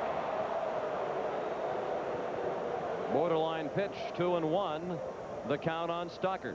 Stocker thought it was inside and maybe a little low, but it appeared to be in the strike zone. Yep, on the corner.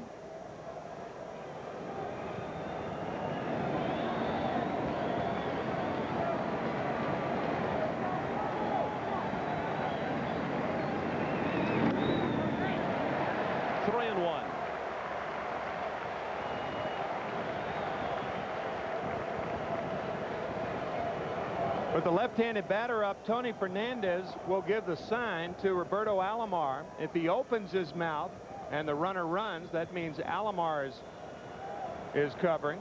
You have it. If his mouth is closed, then he has it. So shortstop covering here. Thompson does not run, and Stocker looked at ball 4. So Guzman has walked 2 in a row. That's a good reason not to run with Guzman's periodic control trouble. He gave Thompson the free ride down to second base as he put Stocker on at first. That's a good point. Also an illustration of what Jim Fregosi thinks. He says that young hitters, if he sends the runner with the count 3 balls and a strike, the batter is more apt to be swinging at the ball just off the plate. It may be a ball, and he wants his hitters to be patient. Therefore, he rarely will send the runner at first with a count 2 balls and no strikes to a hitter, or 3 balls and 1 strike.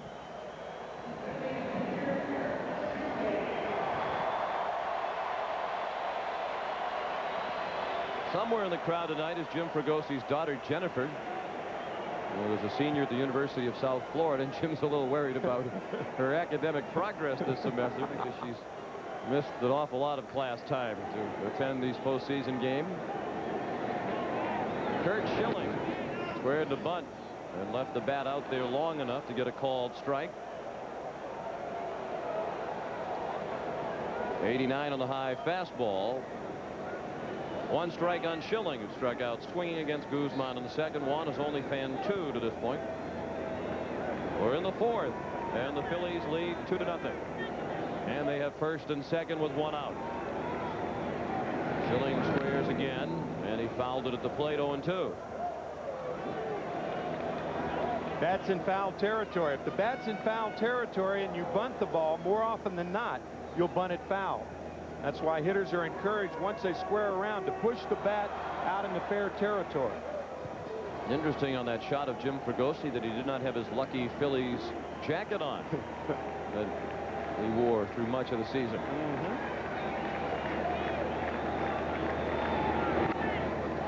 Schilling punts, and it's a good one. Borders has to go to first. It's a sacrifice. 2-4 the scoring. Borders to the second baseman, Alomar. And now there are 2 men in scoring position with 2 outs. Well, this is a blueprint by Curt Schilling on the slider. You could see the spin on the slider. Look how he deadens it. So Borders has to feel it instead of the on-charging John Olerud.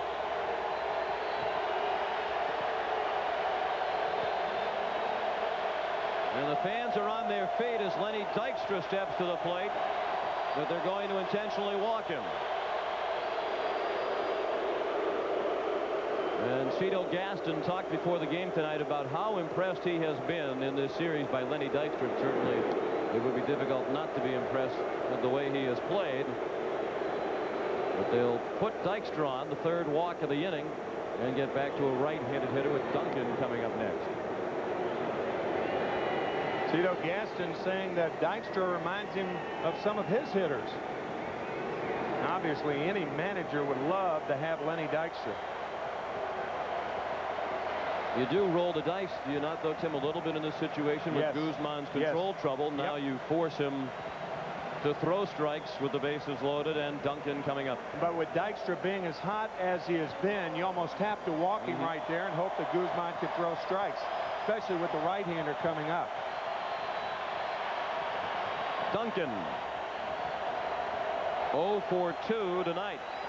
Still 9 for 22 in the series, a 4.09 average. Tonight he's flied to right and bounced to 3rd. Good breaking ball, a swing and a miss by Duncan, who, despite the control troubles of Guzman in the inning, went up there hacking at the first pitch. Thompson, the runner at 3rd. Stocker at 2nd. And Dykstra at 1st. All 3 reached via the walk.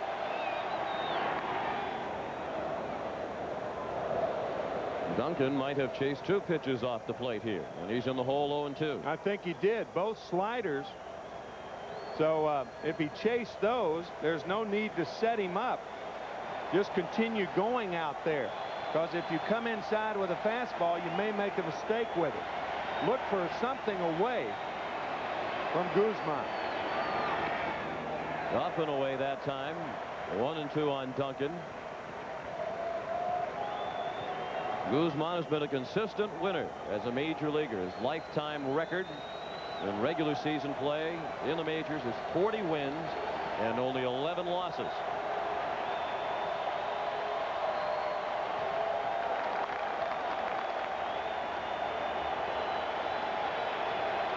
The 1-2 pitch.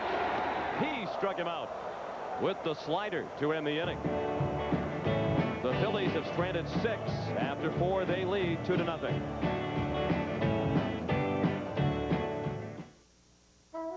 What they do is simple. So simple it would be easy to miss it altogether. But they're making a difference. You see, drunk driving fatalities are down 32% in the last 10 years. And fatalities from teen drunk driving are down 60%. So to everyone who checks an ID, offers to call a cab, or helps a customer know when to say when, we extend our thanks. By doing what's right, you are making things better. A message from Anheuser-Busch. Hey, what's this? You've been driving imports for years. I like the Grand Amour. Well, yeah, but looks aren't everything. Excuse me. Okay, so it's fun to drive. Come on. It's got anti-lock brakes and an airbag standard. And even with a V6, it costs thousands less than a corridor Camry. Whoa, so I'm talking to a convert. We are driving excitement, Pontiac. It feels good to be driving American again. For the first time, there's a saw that combines a 12-amp motor, dust collection, and an auto brake. So there's no limit to what you can build. Introducing the Quantum Circular Saw, new from Black & Decker. What tire do you trust in the wet? A tire that removes over 2 gallons of water per second from under the tread. The all-season MX-4. Another engineering splash from Michelin. You're unbelievable.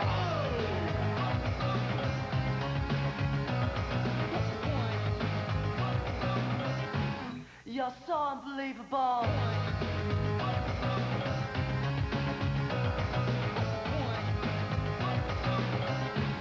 You're unbelievable.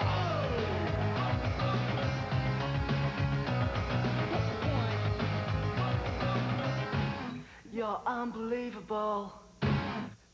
A thank you message from Major League Baseball. A look back at Game 5 of the 56 World Series. Larson is ready. Gets the sign. Two strikes, ball one. Here comes the pitch. Strike three. Another hitter. A perfect game for John Larson. Don Larson with a strikeout of Dale Mitchell for the final out in the only perfect game in World Series history. He needed only 97 pitches to do it, and the Yankees wound up winning that series in 7. John Olerud is the hitter, facing Curt Schilling. 1-1 the count. Of course, the irony of that was that in Game 2 of the 56 World Series, Don Larson was the losing pitcher. That was one of the 2 World Series games in which the team overcame a 5-run deficit to win, prior to the Blue Jays doing it last night. Game 2 of the 56 World Series. Larson was the losing pitcher, blew a 6-run lead, 6-0. Olerud, high fly down the right field line and deep. Eisenreich in the deep corner makes the catch. With his back up against the fence, just in front of the 330 mark.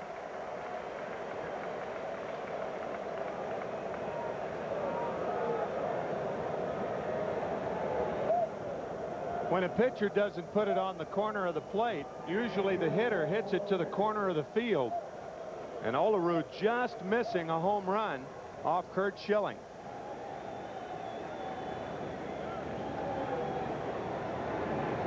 Paul Molitor. Fly to right his first time up.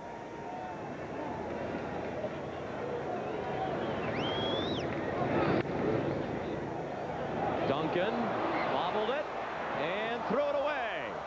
Dalton in perfect position backing up the play to prevent it from going in the dugout, and he saved base advancement by Molitor, who would have been at second. Instead, he's at first on an error by Duncan.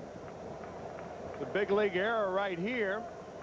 Duncan back on his heels, that in-between hop ate him up, and now he makes the pivot and tries to throw. And look at Dalton. He's right there to prevent the ball from going into the dugout. Positioned perfectly.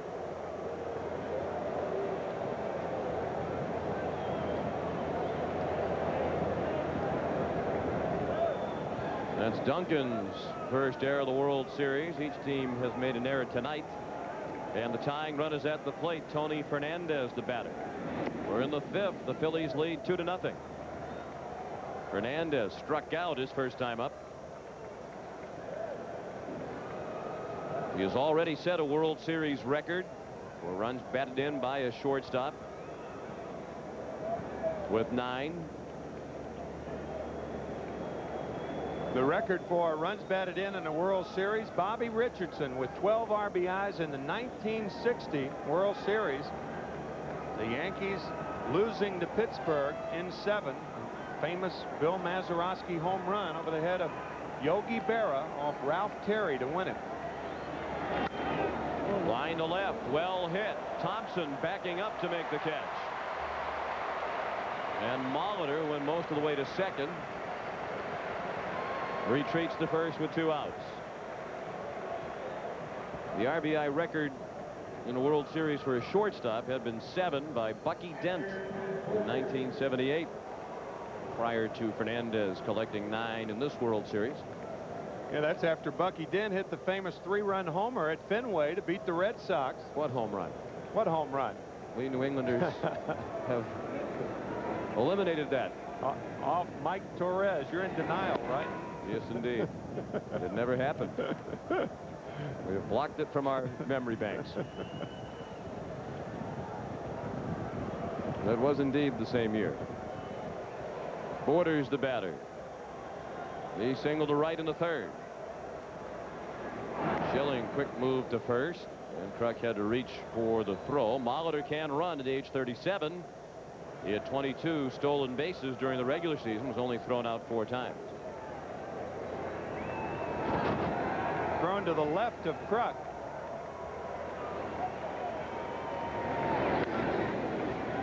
Slicing out a play and right. The ball and a strike on Borders. I think if you run in a situation like this, you have to be more sure that you can make second base. You're down by 2, the bottom part of the order up. If Borders gets a hit, that clears the pitcher. If he doesn't get a hit, at least it clears a right-handed batter against Schilling.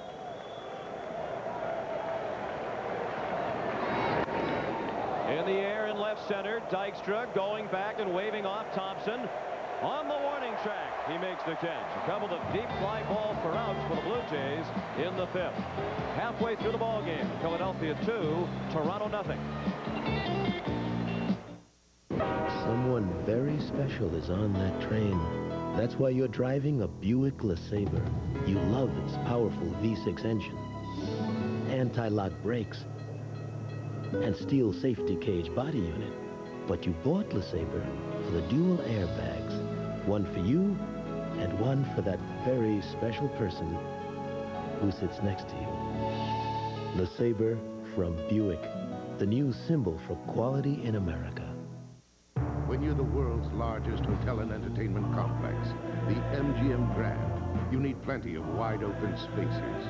So it's only fitting that a city of pyramids, palaces, and castles would be the new home of our 5,000-room kingdom, complete with a magical Emerald City, a 15,000-seat event center, even a 33-acre theme park. Las Vegas, where the lion will reign supreme. Try to take it. You have any idea why Duracell batteries last so long? Why they last so long? Yes. I can never explain why. I'm not a sort of an engineer, but it's all we carry. And never got a complaint. That's good enough for us, Mike. Duracell. No other battery lasts longer. What would you do? Oh, don't make a sound. Just give me the keys. How would you react? Where's your wallet? It's in my briefcase. Get it. Get it. Would you do the unthinkable? Put down the knife. For the first time in 12 years, this drama captured all 3 of Emmy's top honors. Was he holding a knife when you shot him? Best Actor, Tom Skerritt. I ask you a question. He was trying to kill me. Best Actress, Kathy Baker. You seem to be taking this very personally. In Emmy's Best Drama Series, the critics call it amazing, a classic. The defendant is the mayor of the town. I will not call it self-defense. Tomorrow, you cannot miss the most shocking season premiere of the year. I don't think he's a criminal. It's vigilantism. The people think you're a hero. I looked right into his psychotic eyes, and I pulled the trigger. Experience TV's best hour. Will the defendant please rise? Don't miss the explosive season premiere of Picket Fences tomorrow on CBS. The 194-foot-long Bud 1 airship with camera operator George Schaafsma aboard is using its eye-in-the-sky camera to bring you the scenic shots from 1,000 feet above the vet tonight. And it's nice that the weather is cleared up.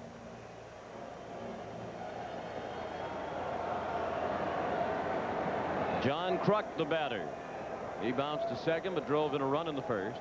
He brought Dykstra in from third. And he singled to center off Guzman in the third. Guzman has only given up 4 hits. It trails 2-0, one of the runs unearned. Bottom of the 5th, first pitch, a ball low. Kruk had a chance in this postseason to play against his former minor league roommate Ozzie Guillen. Now with the White Sox in the World Series, and Chicago defeated Toronto in the ALCS. Kruk and Guillen would have been reunited. They roomed together for 3 years in the minors in the San Diego organization. Of course, Guillen spoke very little English when he came. Signed as a 16-year-old, as a matter of fact. Ozzie says John Kruk taught him how to speak English and how to drink beer. But Ozzie said that John Kruk was also wonderful in taking Guillen and his wife under his wing, helped them find an apartment. They went on road trips. Kruk would give his television set to Guillen's wife so she could watch it.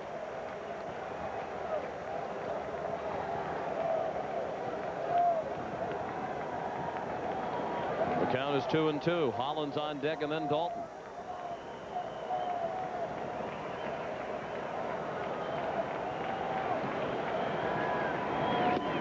Big swing and a miss for strike 3 in the first out of the 5th inning. In game 1, it was Roberto Alomar's defense that propelled Toronto to victory. Jim Eisenreich had a big 3-run homer in game 2 to cap a 5-run third that propelled Philadelphia to a 6-4 win. Then it was the 10-run uprising for Toronto in game 3. Paul Molitor keyed the attack, and last night was indeed one for the record books. 15-14 Toronto, highest scoring game and longest game in World Series history. And the Blue Jays lead 3-1 as they play game 5. Halfway through, the Phillies lead 2-0. Trying to keep the series alive and send it back to Toronto for game 6 instead of necessary. Hollins to right. Carter the catch, 2 outs. Hollins now 1 for 3. The last time the Phillies scored 14 runs and lost a game was back on August 3rd, 1969, and then they did it on consecutive days. How weird is that? They lost 16-15 to Pittsburgh, and then the next day they lost 19-15 to the Cubs. Matter of fact, the highest scoring game in history involved the Phillies. The Cubs and the Phillies scored 49 runs back in 1922. The game 26-23. In favor of the Cubs. Darren Dalton doubled and scored in the 2nd, popped to 2nd in the 3rd.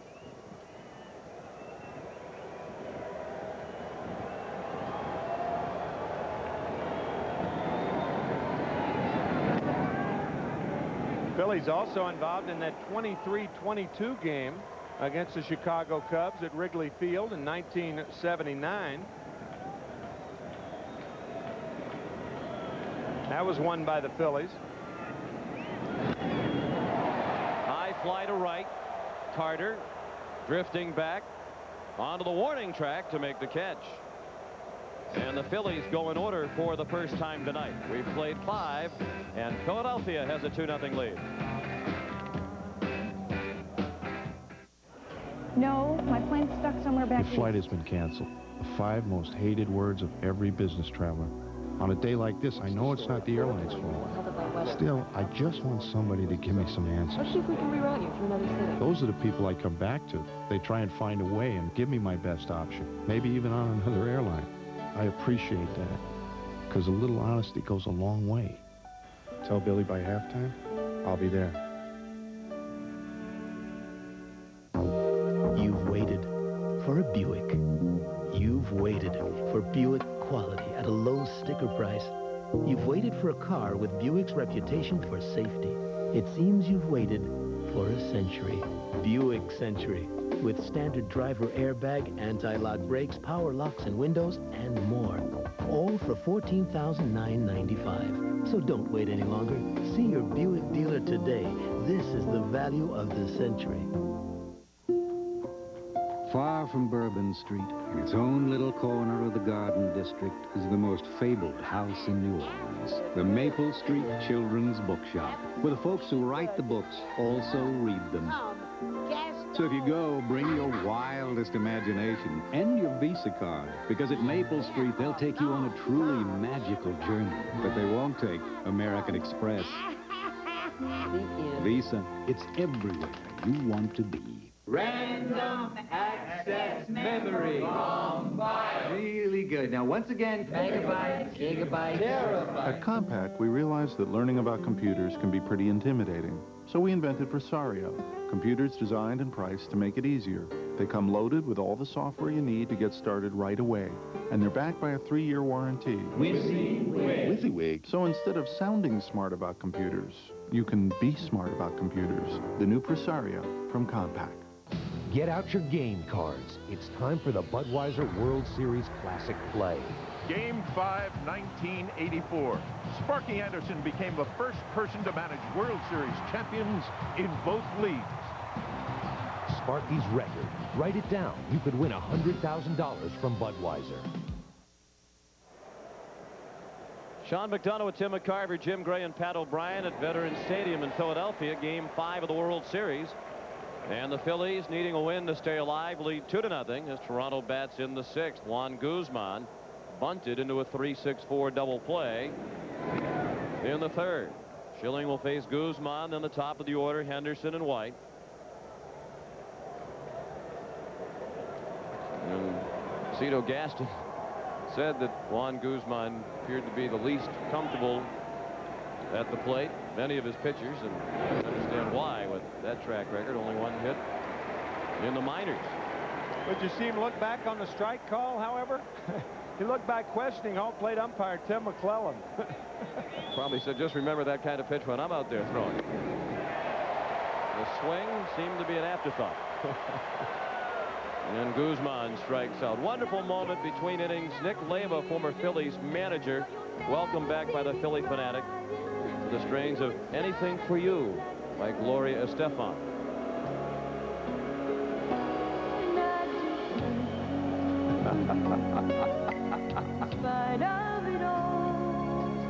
And that was Joe Carter, who was a huge Philly fanatic fan. And that has him in plenty of company. That's a majority opinion of anybody who's ever seen the Fanatic. And a nice touch by Nick Leyva as well. Nick Leyva told a great story about, a touching story about the day he was fired by the Phillies early in his third year as Philadelphia manager. Said he got the news and went to his son Casey's school so that Casey wouldn't hear it from somebody else. Picked Casey up at school. Casey, 8 years old. He said, "I've been let go." Casey said, "You mean you've been fired, right?" As usual, the youngster has a way of getting right to the heart of the matter.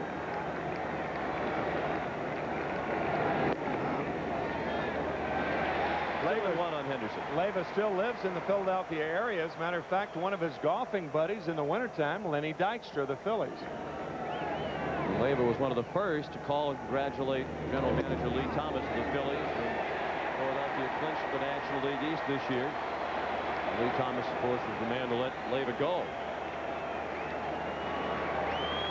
Henderson complains about this pitch. That ball's a strike. 2-2 on Rickey. Pulled foul past Nick Leyva. Curt Schilling pitched a shutout against the Dodgers back in April. And after the game, Don Drysdale sought him out, tell him how much he admired the way he pitched aggressively, just as Drysdale did during his playing days. Schilling had some rough outings just before the All-Star break. He went 0-5 prior to the break, cost them a trip to the All-Star game in Baltimore.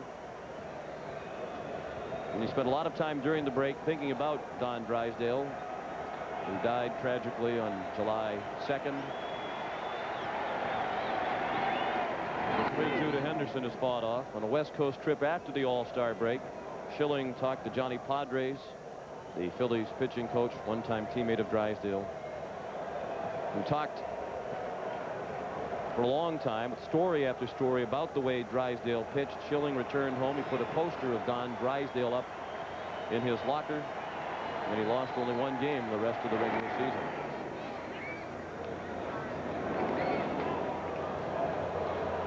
Still 3-2 on Henderson.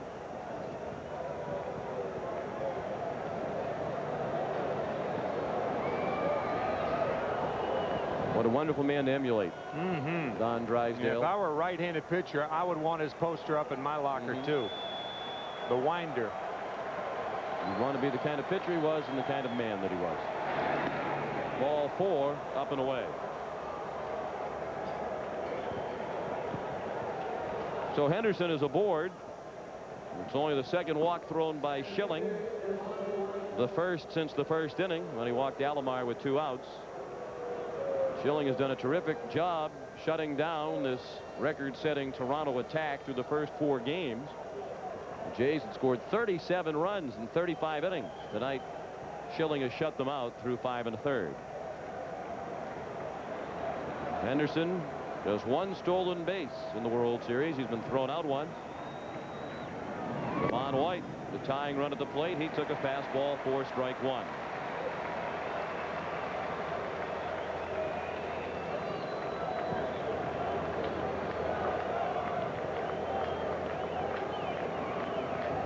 2-0 Philadelphia in the top of the 6th.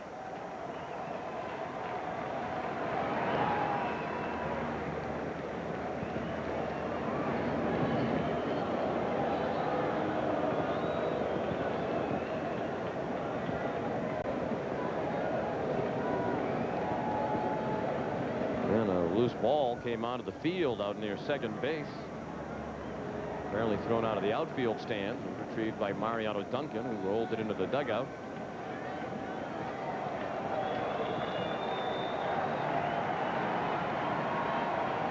Very short lead by Henderson, and a nasty pitch by Schilling. Outside part of the plate, around the knees, 0-2 on Devon White. This is in a perfect area to Devon White. Right there.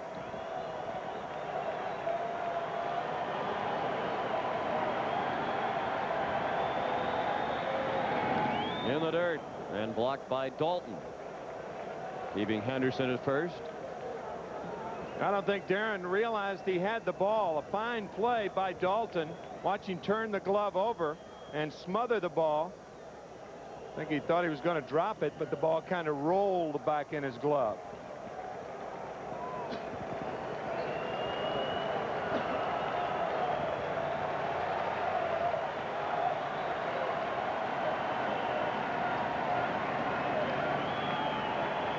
The 1-2 is low. After all the scoring last night, the Blue Jays have not had a runner reach second base tonight. Last pitch that was low to White, clocked at 93 miles per hour.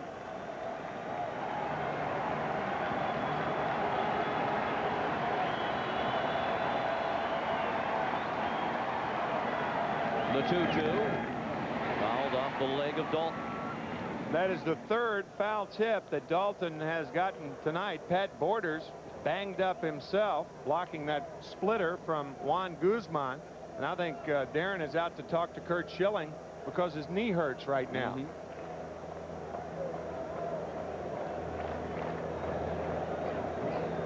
If games 6 and 7 are necessary, they'd be played at Sky Dome in Toronto.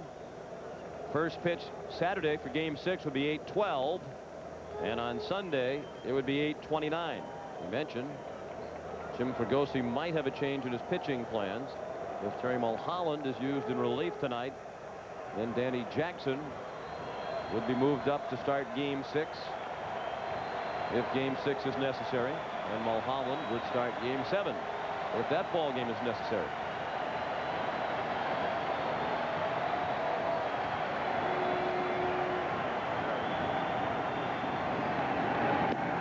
Just missed, and the count is full.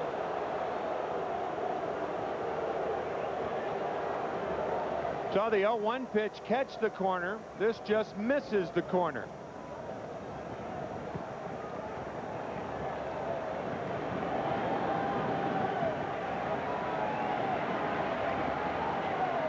Henderson might be off with the 3-2 pitch. He is not, and White took ball 4. Dalton wanted to appeal. So far, they haven't gone down to Paul Runge. Now they checked with him, and he says no swing.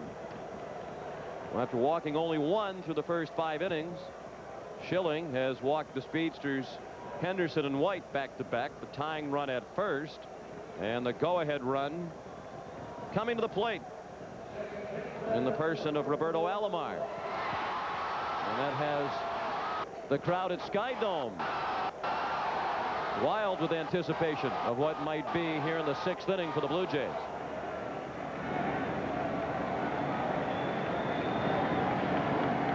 Admission was free at Sky Dome tonight. They did ask for a charitable donation from those who went to the ballpark to watch the game on the Jumbotron in center field.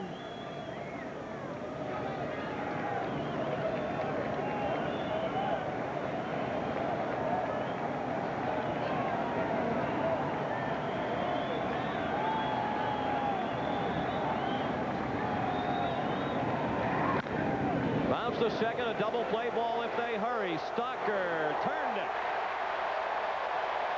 4-6-3, and that ends the inning. We'll return to Veterans Stadium after this message and a word from your local station.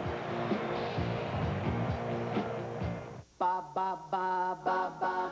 is back. He loves the volume of the cherry first and Betty wine. Bob is back on CBS.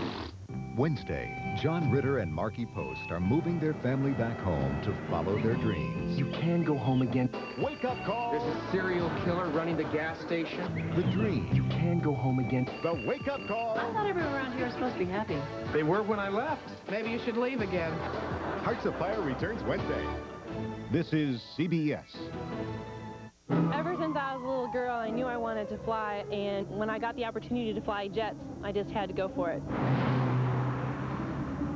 I wanted to buy a fun car that kind of gave everyone else on the road an impression of my personality. And therefore, I was looking for something fun and sporty and sleek and looked like it could possibly take off if given the proper runway.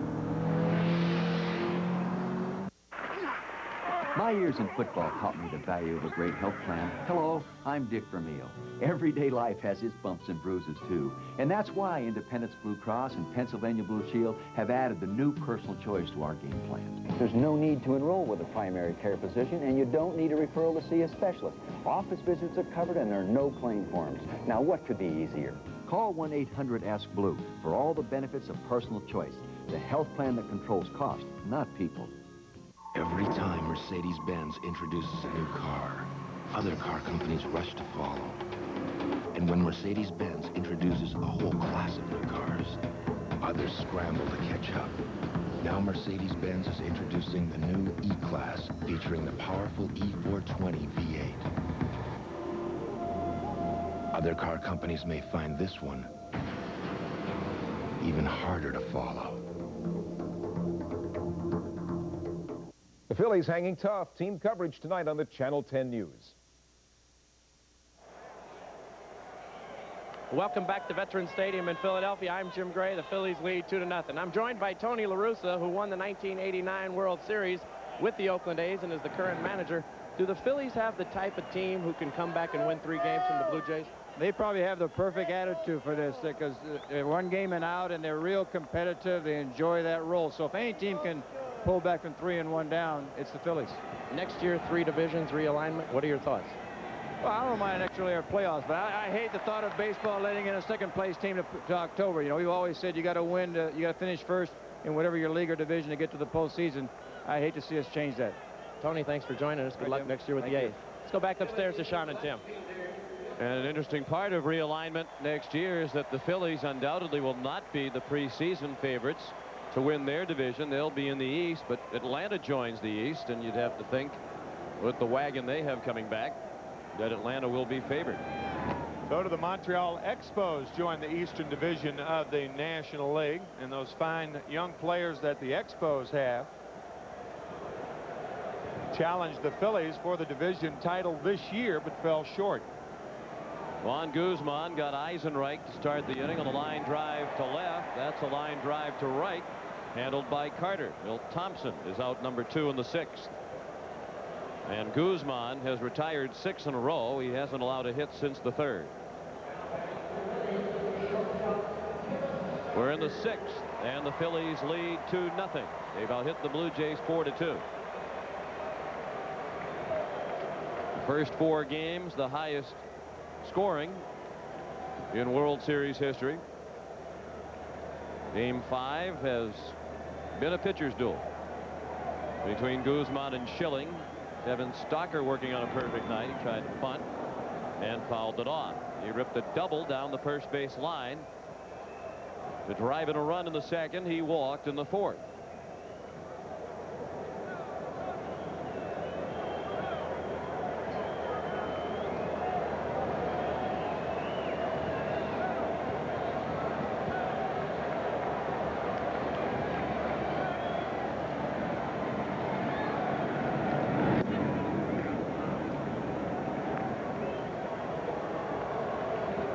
There's Danny Jackson,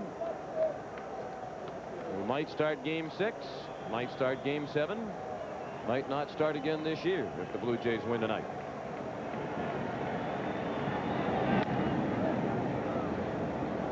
If Curt Schilling can pitch a complete game, it's 2 for the price of 1. He allows Mulholland to start Game 6 and Jackson to start Game 7.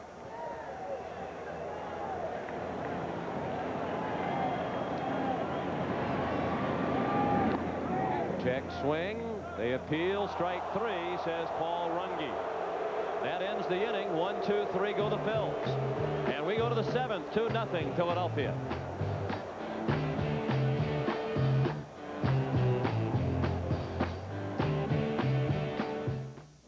When most manufacturers develop a new truck, they start with a model.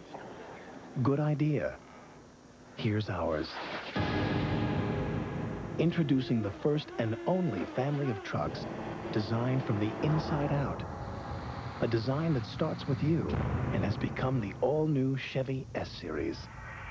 Everything else is history.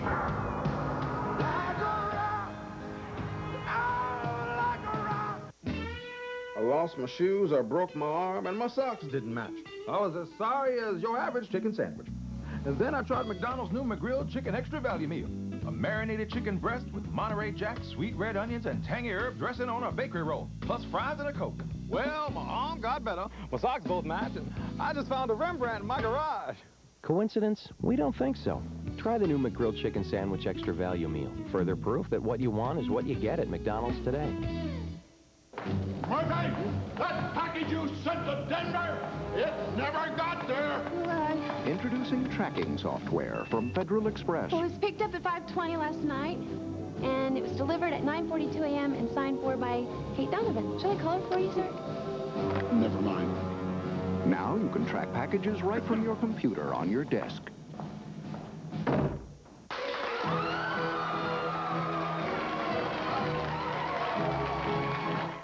I'm here to play football for the Irish. Siskel and Ebert give Rudy 2 thumbs up. More magic than Field of Dreams, one of the most inspiring films of our time. Rudy, rated PG. Now playing in select cities, starts Friday everywhere. CBS Sports coverage of Game 5 of the 1993 World Series is brought to you by the new Chevy S-Series line of trucks. McDonald's, what you want is what you get at McDonald's today. Michelin, because so much is riding on your tires. And by American Airlines, something special in the air.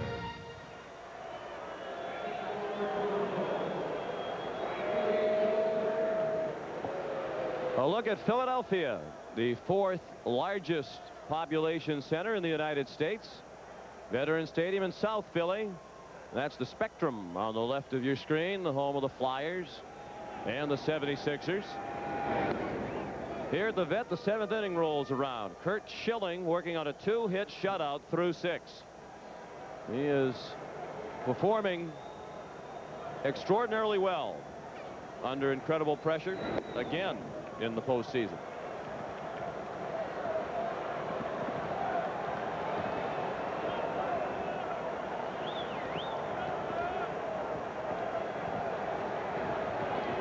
Two 2-0 the count on the leadoff hitter Joe Carter. John Olerud is on deck. And then Paul Molitor. 2-1. Carter is flied to center and struck out. Down to third. Hollins had to back up. Long throw. Got him. Hollins can afford to back up on plays like that and make the long throw because he has a strong throwing arm. The artificial surface requires a stronger throwing arm than natural grass. Third baseman can play more shallow on grass, and the grass slows down the ball. That's why they can play more shallow, but the ball gets to you in a hurry on the rug. And third basemen who are forced to play deep must have a strong arm, and Hollins does.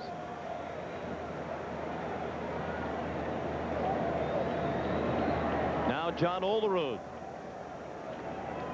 Some of you might have been wondering during the postseason why John Olerud wears a batting helmet when he's in the field. That goes back to January 11th of 1989, a day that John's dad, John Olerud Sr., was a dermatologist describes as the scariest day of his life.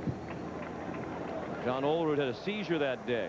His dad flew out to Washington State to accompany John Jr. to the hospital. John's dad thought he was going to die. He underwent 6 hours of surgery for an aneurysm at the base of his brain. And it wasn't all that long after that he was in the major leagues with the Toronto Blue Jays. At the suggestion of his dad, as a result of that brain aneurysm, he wears the batting helmet while he is in the field. Dr. Olerud himself was a fine baseball player, an All-American catcher at Washington State. Played several years in the minors. As a matter of fact, he said, I played in every league except the American and National. Foul tipped into the mitt, strike 3. 2 outs in the 7th. 5 strikeouts tonight for Curt Schilling. You don't get Olerud to commit himself too quickly that often, but he just gets a piece of it on the check swing, and Dalton hangs on. 5 strikeouts for Schilling. Blue Jays have only been shut out once this year. That was on June 30th by Fernando Valenzuela. They've been shut out through 6 2/3 by Schilling tonight. And the first pitch to Molitor was a strike.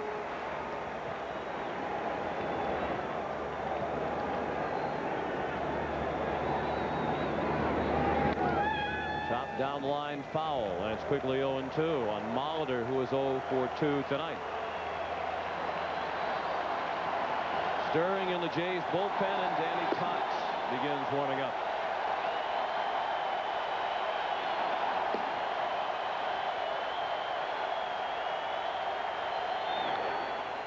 Chopped over the mound, charged by Stocker, and he couldn't play it. And Molitor, big turnaround first, but he'll hold there, not taking any chances with his team down 2-0 in the 7th inning. That should be scored a hit. I don't think if Stocker came up with it that he would have had a play. Stocker tried to make the quick transfer. That's his only play. Bob Baylor, the first base coach, followed Molitor down the line past first base to remind him to make the turn, because all Molitor is thinking is to beat the play. But Molitor made the turn and wisely decided to stay at first base. Paul Molitor making the turn, and right to his right was Bob Baylor, who had a terrific career with the Toronto Blue Jays. As a matter of fact, he had .310 in 1977, and prior to this year, for an expansion team, that was the highest average ever. But Andres Galarraga led the National League in hitting this year. Galarraga with the Colorado Rockies. Bob Baylor, one of the original Blue Jays. And many believe he'll be a fine major league manager someday. Tony Fernandez struck out and lined to left. He represents the tying run at the plate. 2-0 Philadelphia in the 7th. Molitor at first with 2 outs. Fernandez to center. Dykstra makes the catch. Fernandez is now 0 for 3. 7th inning stretch at the vet. 2-0 Phillies.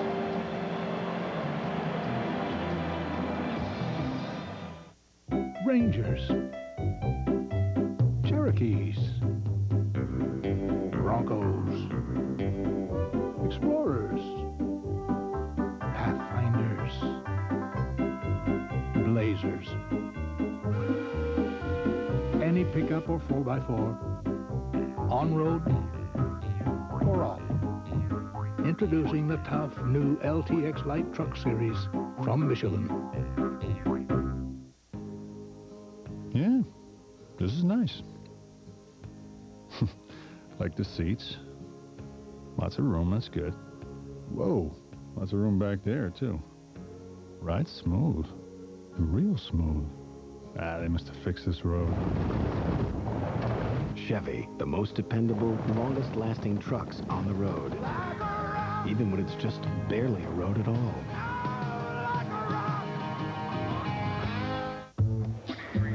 Citibank is really given us a new sense of self because we have our own identities. I have a Citibank Visa card, and it does have my photo on it, so I have one less worry. And not only that, but you can pick what you like.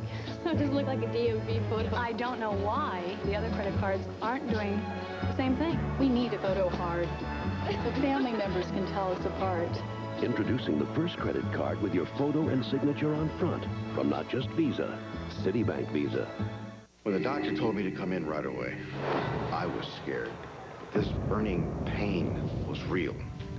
Was eye relief when my doctor said Mylanta. For heartburn, Mylanta is the antacid doctors recommend most. My doctor said Mylanta. Put your heart into it. Be tough. I am not going to pay a lot for this muffler. By George, I think he's got it. Don't be bullied into paying a lot for a muffler. Now more than ever at Meineke, you're not going to pay a lot, but you'll get a lot. I guarantee it. Tonight, Bob Newhart. They don't speak English yet. On Late Show with David Letterman. I had a cousin, Eddie, who died of baseball fever.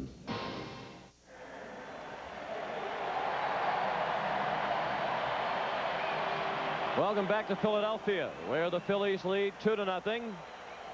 As we go to the bottom of the 7th, Curt Schilling, the leadoff, against Juan Guzman, who pours over strike one. Schilling struck out and sacrificed. While we have a moment, we want to send along best wishes to two of the nicest people involved in the game of baseball. Curt Schilling with a base hit. He had only 11 hits during the regular season. He starts the 7th with an opposite field single.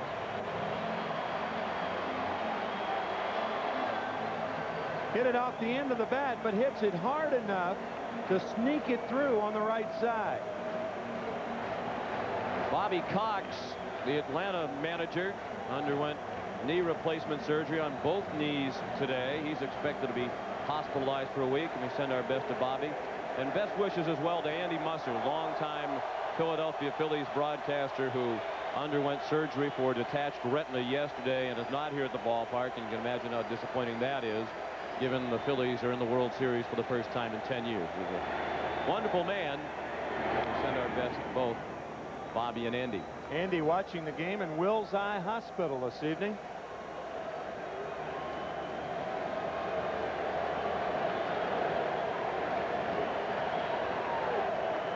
Lenny Dykstra, the batter. This is the third time tonight that the Phillies have had the first man on, and the first time since the second inning. Dykstra wanted second base umpire Dave Phillips to move, and he did. Lenny has walked twice and fly to center. He scored back in the first. Ball one. 1-1.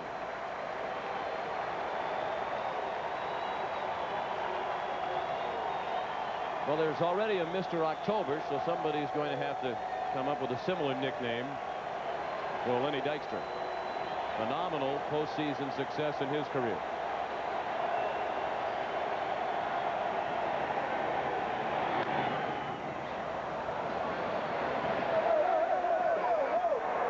Out of play, couple of rows deep behind the Toronto dugout, and the count is 1-2.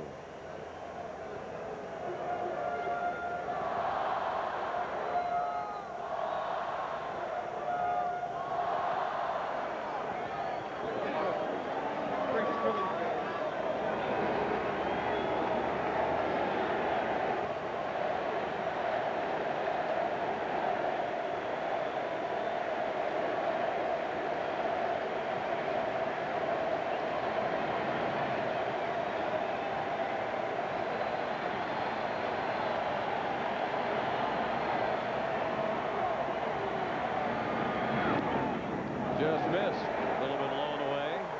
2-2 on Dykstra. Mariano Duncan is on deck.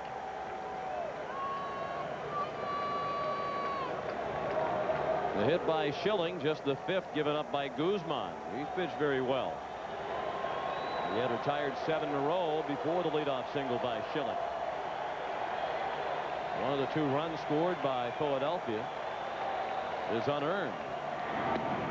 And a good change of speeds that had Dykstra nodding his head as he struck out for the first out of the inning. Speaking of strikeouts, that's what Mariano Duncan did his last at bat with the bases loaded and 2 outs. will take you through that trip. Slider away, a slider farther away. That was fouled off. A high slider misses, and then the finishing touch to Duncan. So slider, slider, slider, slider, and we'll see if Guzman continues that pattern. That strikeout ended the fourth inning when the Phillies had loaded the bases on 3 walks by Guzman, who hasn't thrown a walk since. Schilling at first, 1 out, home half of the 7th. The Phillies lead 2-0. The Blue Jays lead the World Series 3-1.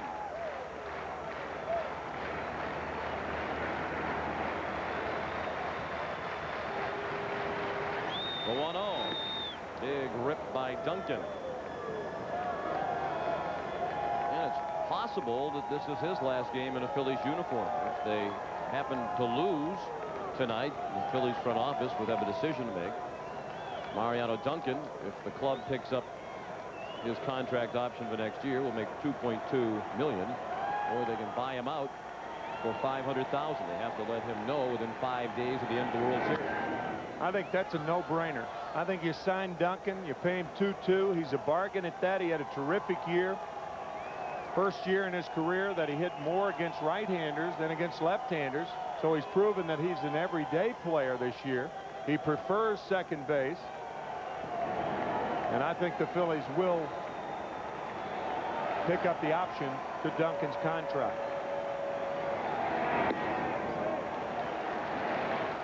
$2.2 million bargain. Well, he did platoon most of the year at second base with Mickey Morandini. Of course, he played a lot of shortstop, too. 49 games at shortstop. Phillies couldn't fill that plug until they got Kevin Stocker from the minors. Juan Bell played there. Mariano Duncan played there. Kim Batiste played some shortstop. They found the right guy when Kevin Stocker came up, and then they moved Duncan back to second.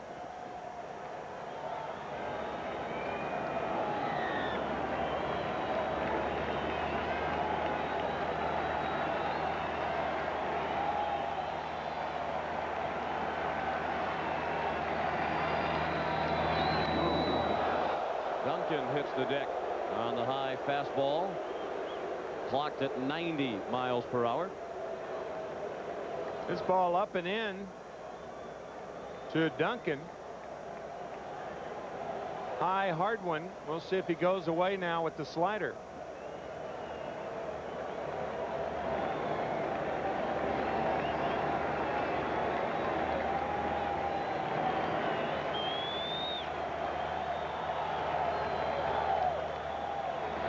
He does, and it's bounced up the middle. Fernandez steps on the bag, double play.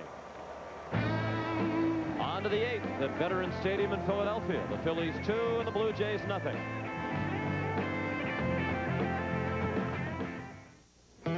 In order to make sure the interior of our new Chevy S Series would fit a wide range of people, I designed the seats. And I designed the interior to give it more room than it's ever had before. And both of us are very comfortable with that arrangement. The 94 Chevy S Series. So new from the inside out. Everything else is history.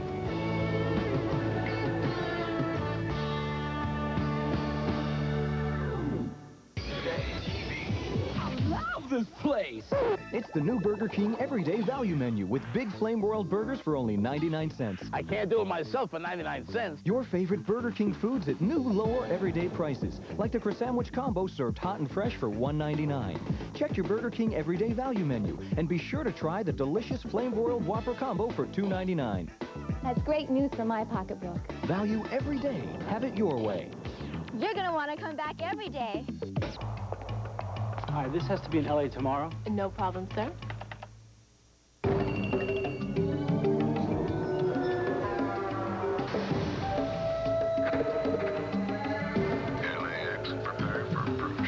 With express mail from the Postal Service, you're never left in the dark. Yes, your package is in L.A. and will be delivered. Morning. From just $9.95, we track, we trace, we deliver for you. Jell-O gelatin's just 12 cents a serving. That's 4 cents for the giggles, 4 cents for the improved motor skills, and 4 cents for creativity. I love Jell-O. Whatever your budget, there's always room for Jell-O. New garage door opener, huh? What kind of batteries you got in here? Duracell. That's what I use in everything. Really? No kidding. Hey, any idea why Duracell batteries last so long? I don't know why they even work, but I know they're good.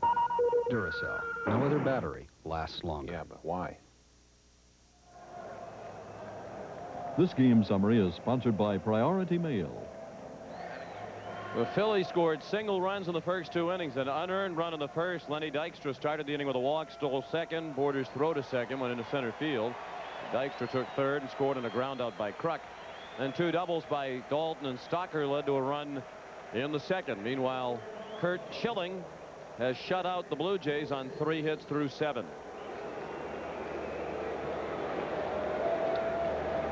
And it is likely the end of the night for Juan Guzman, as he was scheduled to bat second here in the top of the 8th, and Rob Butler is in the on-deck circle to pinch hit. Schilling looking in at Pat Borders. As one of the 3 Toronto hits, a single in the 3rd.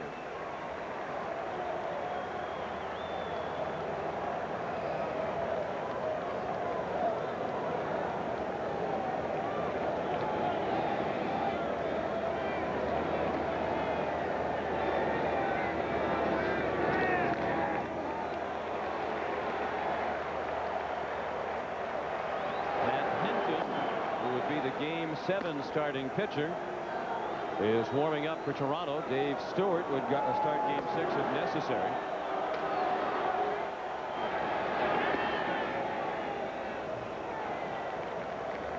One and 2 now on Borders.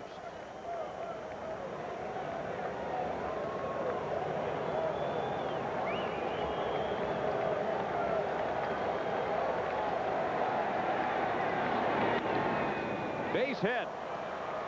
And the Blue Jays will bring the tying run to the plate with nobody out in the 8th inning. Borders is 2 for 3. And they cheer at Skydome as Willie Cagnate comes on as a pinch runner for Borders. And Rob Butler steps up to pinch hit. There's Cagnate. Not only are they cheering at Skydome, they're cheering in Vancouver tonight also. I got a phone call about 20 minutes before the game from a fella who said that 200 buses are leaving tonight after the game, whether the Blue Jays win or lose, and they are making the trek cross country to Toronto. 200 buses, a big blue caravan, they're calling it. Folks, 200 buses. Rob Butler, who appeared as a pinch hitter last night with a swing and a miss for strike 1. He became the first native Canadian to appear in a World Series game since Reggie Cleveland back in 1975 when he pitched for the Red Sox.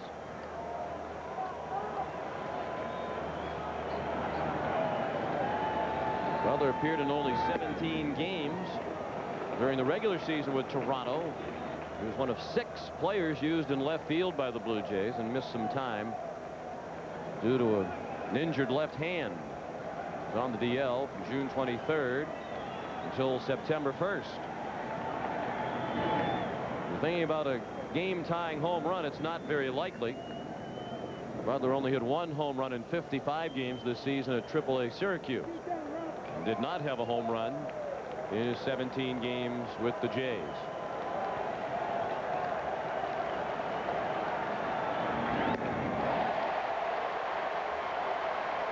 A ball and 2 strikes on Butler.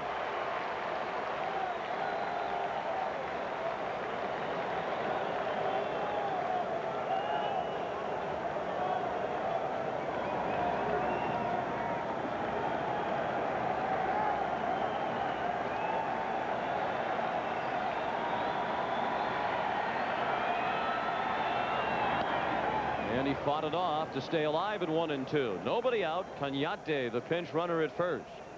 In the top of the 8th, the Phillies lead 2-0.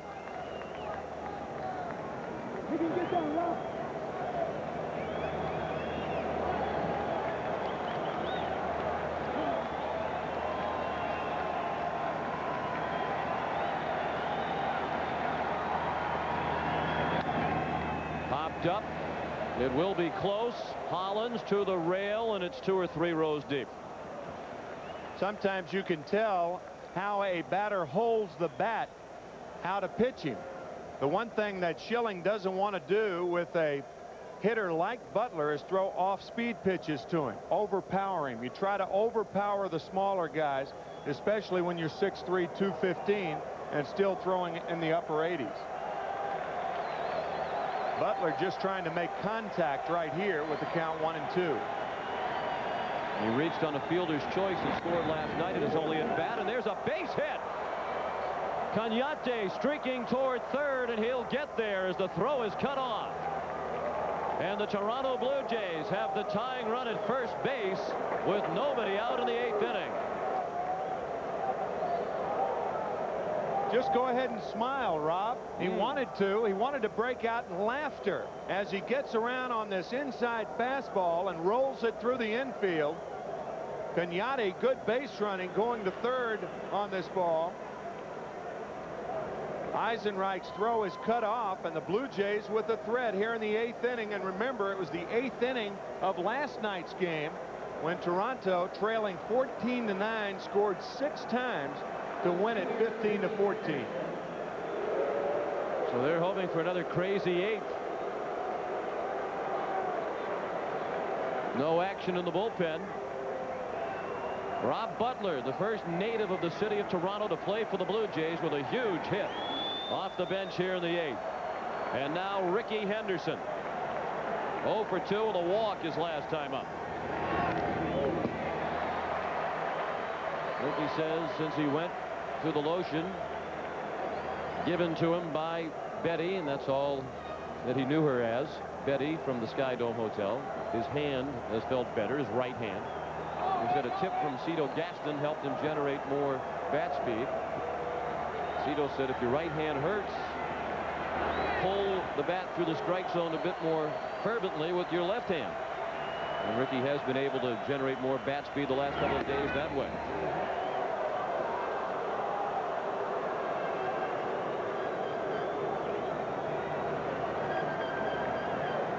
That's the thing you got to love about Pat Borders. He's out of the game, still has his shin guards on. They pinch ran for him. He went back, turned his cap around, put his shin guards back on. Well, there might be a very physical celebration in the Blue Jay dugout if Henderson gets a hit. Schilling might be tiring. He's down in the mid-80s now on our gun down below. That pitch was 86. Earlier he was in the low to mid-90s. And still no action in the Philadelphia bullpen. Schilling has thrown 118 pitches.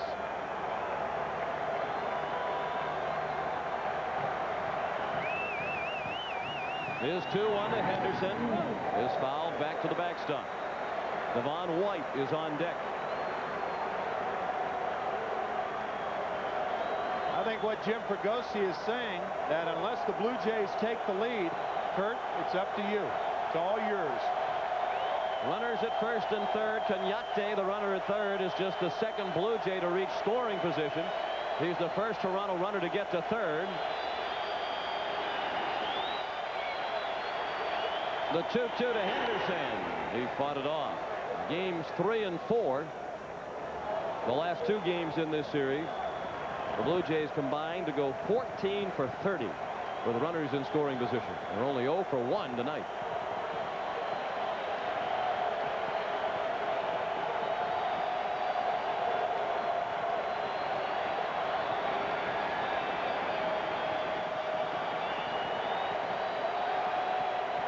Another 2-2. Popped up and drifting into the crowd. It was a warm and humid day in Philadelphia. It got up into the low 70s. In the last few minutes, it is noticeably cooler, and the breeze has picked up. The flags indicate that it's blowing out toward right.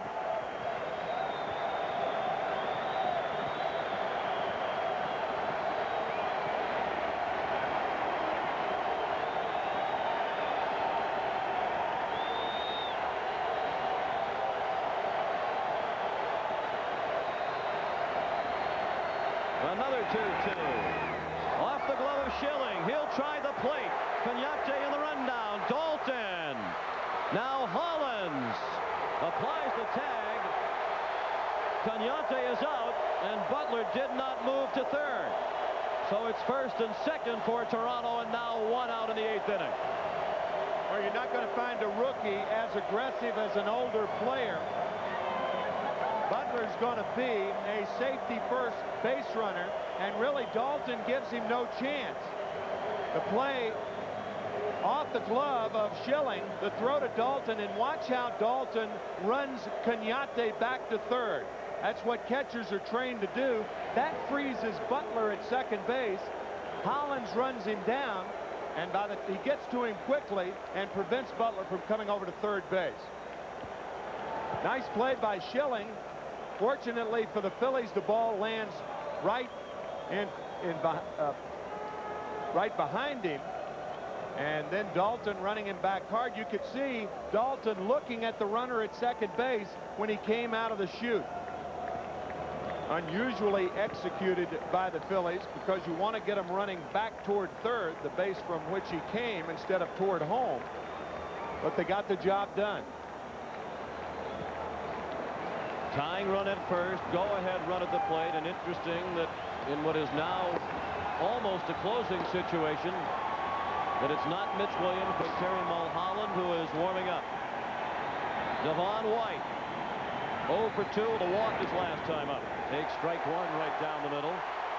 Coming into tonight's game, Lenny Dykstra and Devon White were the only players on these two teams who had hit safely in all 10 of their teams' games in this postseason. Dykstra does not have a hit tonight, nor does White.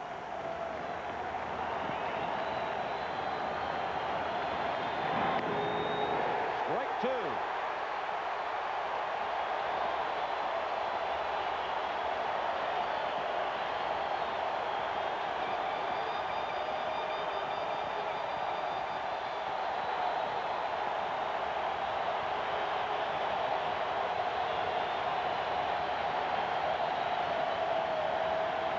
Most of the fans are on their feet. The 0-2 pitch. And White fought it off. He had the game-winning triple to drive in the final 2 runs of the 6-run 8th inning last night. I can imagine that Jim Fregosi had a mental grimace when Schilling threw that 0-2 fastball in the strike zone. Schilling appeared to reach back for something on it. That one was 94. And that's dribbled foul down to Bob Baylor in the first base coach's box. Jim Fregosi telling us before the World Series started that pitchers get too anxious to get hitters out. What's the hurry, says Jim. If it's 0-2, you have 4 shots at him. Why throw a strike? Make him reach.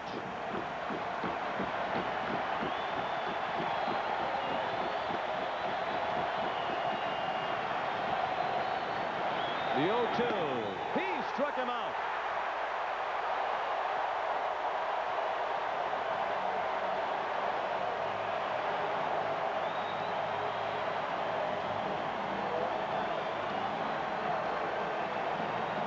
Looked like a slider off the plate. And White bites.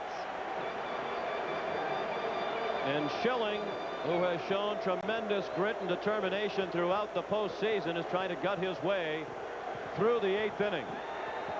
As the pitches pile up, first and second and 2 outs. Alomar looked at ball 1 low. Butler, the runner at second. Henderson at first. 2-0 Philadelphia in the 8th inning. Alomar walked in the first, singled in the fourth, bounced into a 4-6-3 double play in the 6th.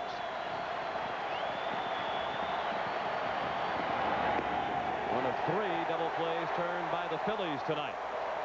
A ball and a strike on Alomar.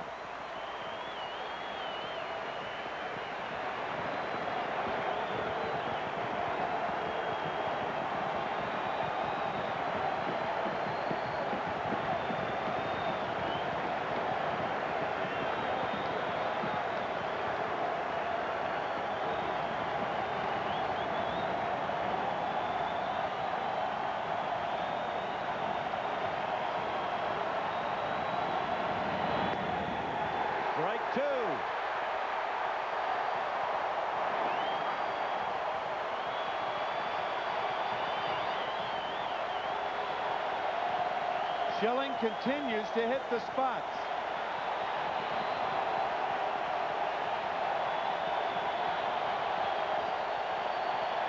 They had first and third and nobody out. Schilling 1 strike away from getting out of it. And his fastball missed outside, 2-2.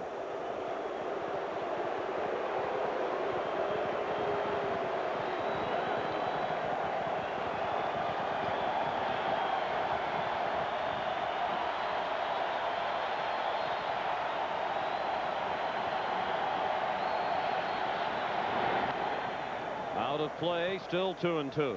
Should Alomar reach, Joe Carter would bat next.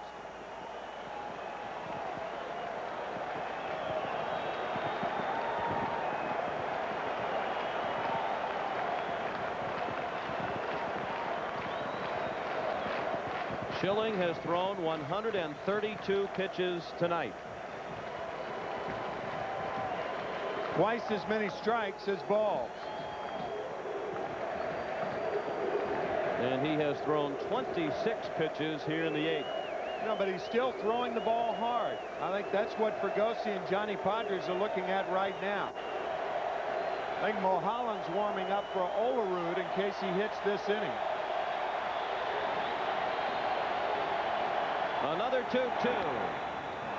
Slapped into foul territory in left. And Alomar is checking to see if he broke the bat.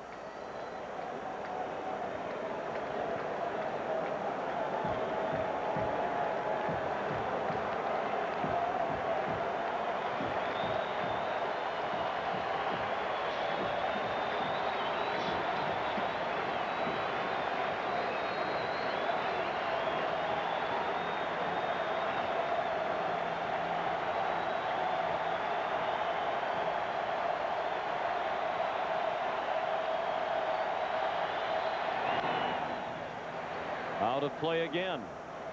The dangerous thing to consider for the Philadelphia Phillies that the tying run is Ricky Henderson at first base. 2 strikes, 2 outs. The runner runs with the crack of the bat. So on a short double, long single, Henderson could score, and I'm sure that the outfielders are thinking about Ricky Henderson right now.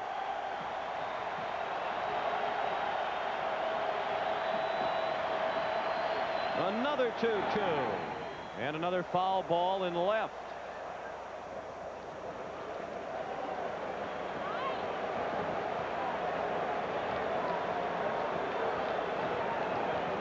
The Phillies lead 2-0.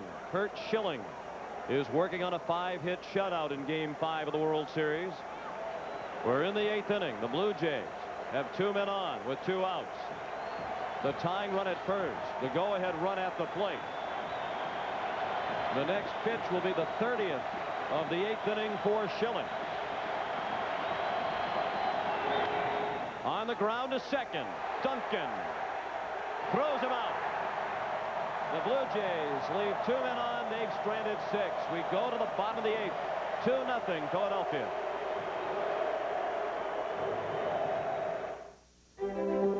Fred's my AT&T sales rep. The country gives me the creeps, but I came out here to tell Jan about AT&T's Maximum Advantage. Everything about it is simple, except running it. Maximum Advantage doesn't work for you. You're automatically enrolled. You get AT&T's best service at our lowest price guaranteed. We'll look at your calling patterns quarterly and make new recommendations. Jan, with our international fax and calling plans for our 800 service, you could be hosting the whole world that you're in. Hi. We're the Raskins. Ah, welcome. Fred really knows my business. I'm sure I could get him up here full time. Start saving $300 a month when you're 23, and you could retire a millionaire. Start at 30, and you might reach $600,000. At 40, about $200,000. Which is why you need Prudential's Financial Assessment Program. A personalized computer analysis of where you are, where you want to go, and how we can help. Because nobody plans to fail. They just failed to plan. Call Prudential Insurance now. Ever wonder why a hamburger costs $10 in Tokyo? Or why a cab to the airport there runs about $120? Or why their luxury cars seem so expensive, especially when compared to the Oldsmobile 88 Special Edition, which, even with air, automatic, cruise, tilt, anti-lock brakes, and dual airbags, cost just $19,995? It's your money. I don't say this to many people, but the job we do is the most important job I can think of. Okay, guys, listen up. I mean, there's no such thing as a B-plus mechanic on this airline. Let's do it. Let's go. Even the most junior mechanic can keep an airplane in this hangar if there's a hint of a problem. You might think a job like this would become routine, but every now and then, I just take a walk through the terminal. And right there, you see what's important.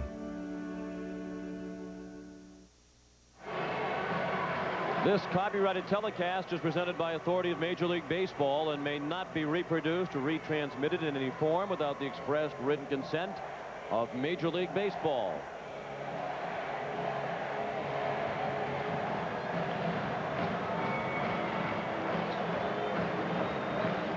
Curt Schilling has had a terrific postseason, and he never pitched under more pressure in a game than he is under tonight. He has shut out the Blue Jays through 8 on 136 pitches. 5 hits allowed by Schilling. He has struck out 6. He's walked 3. No Phillies pitcher has ever thrown a complete game shutout in postseason play. And the new pitcher for Toronto as we go to the bottom of the 8th is Danny Cox.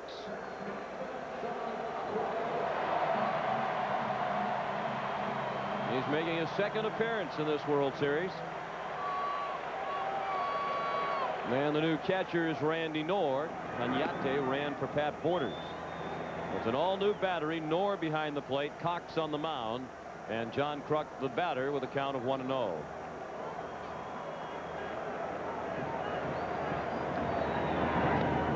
And a big swing and a miss. 1 for 3 is Kruk. He picked up an RBI with a ground out in the first and singled in the third.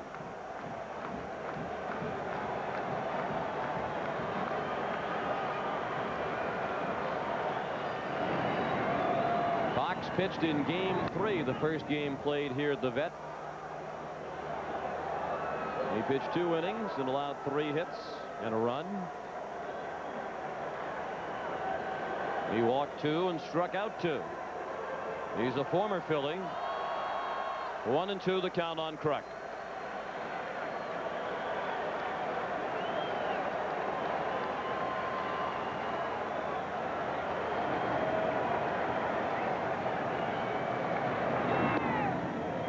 It's amazing how the game can take you from the wild excitement of last night's game, 29 runs scored, to the calm fantasy ride cruise of tonight's game. 27 runs fewer than last night. And you got varying opinions about how to term last night's game. Some said it wasn't a great game because it was so poorly pitched and was sloppy in spots. Some said it was one of the greatest games in World Series history. I think this is a game that every fan can appreciate tonight. It's been well played for the most part, and certainly very well pitched. Cox with a leadoff walk to Kruk. Guzman pitched the first 7. He allowed 2 runs, only 1 of them earned on 5 hits. He walked 4. 1 of those was an intentional walk, and Guzman struck out 6, including Dave Hollins once. Hollins 1 for 3, a single to right in the third.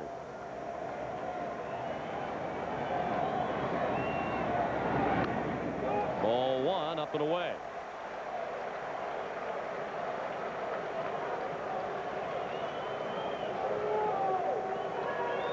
The Phillies trying to build on a 2-0 lead in the 8th.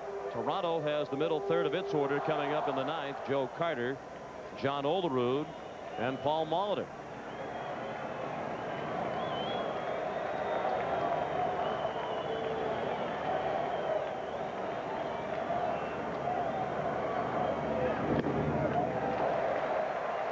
The count on Hollins.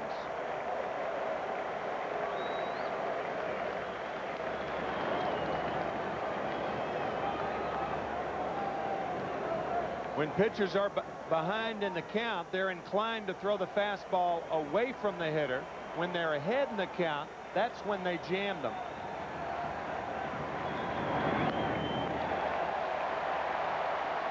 3-0. Cox in danger of walking the first 2 men in the 8th inning.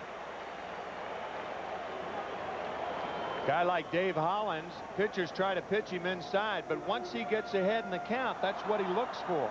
He zeroes in that little imaginary box and looks for the ball in it. Tries to buggy whip it. Be interesting to see if he is swinging here.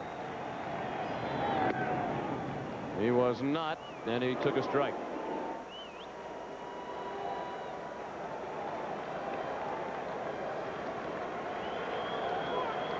Three balls and 1 strike on Holland. Darren Daulton is on deck.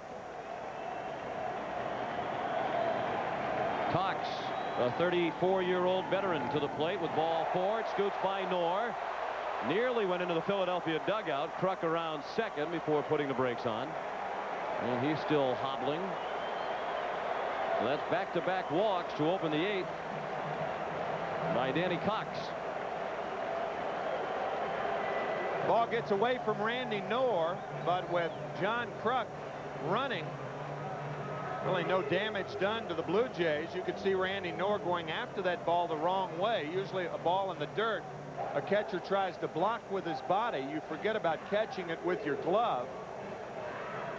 But Kruk had to stop at second base as Galen Cisco is now out to talk to Danny Cox and Randy Knorr. Mark Eichhorn is warming up, and if you're thinking double play, Darren Daulton hit into only 2 double plays this year in 136 double play situations. And if you're thinking about a sacrifice bunt, he didn't lay one down all year. He hasn't had one since 1991. In fact, his last sacrifice bunt on April 27th of 91. Jim Fregosi said all along that he would continue to manage in the postseason as he did in the regular season, do all the things that got his team to this point. And he's stayed true to his word for the most part.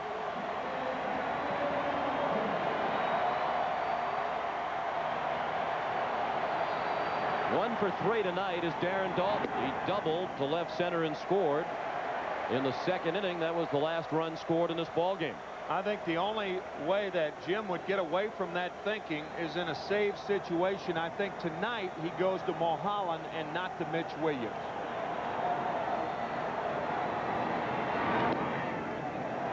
Borderline strike to the knees. Daulton surprised by the call. Sometimes, as we said, it's a late surprise when Tim McClellan is the home plate umpire, because he waits till he comes up out of his stance before giving the call. You could see Darren asking Tim, wasn't too low, wasn't the ball low? 1-2 now. If you're wondering, the bullpen phones are working tonight. Any reason to believe it was the bullpen pitchers who broke the phones last night, didn't want to answer the call and come into that slugfest. Cito Gaston told us the walkie-talkies the teams were issued didn't work either. Tell you, in a game where the phones were broken last night, there were a few guys dialing long distance. They were punching 8 on their bats. Cito appreciated that the umpires allowed him to send Eichhorn back to the bullpen, bring Castillo in. Eichhorn ran in as a result of the miscommunication. The bullpen phone wasn't working. And he also said that Jim Fregosi was a very good sport for not protesting. He understood the situation. It's Dr. Phil Marone, the Phillies team doctor, in the background.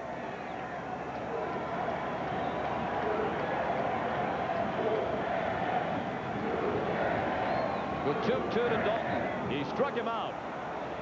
On a pitch low and out of the strike zone.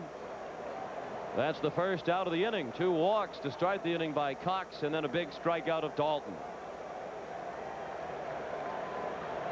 Looked like a split finger fastball that really went down, and Daulton goes for it, swinging over the top.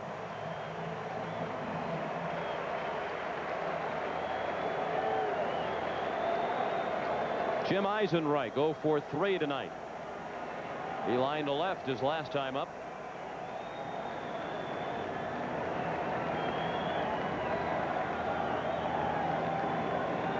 And despite his 200 average, he has driven in 6 runs in this series, tying him with Milt Thompson for the team high.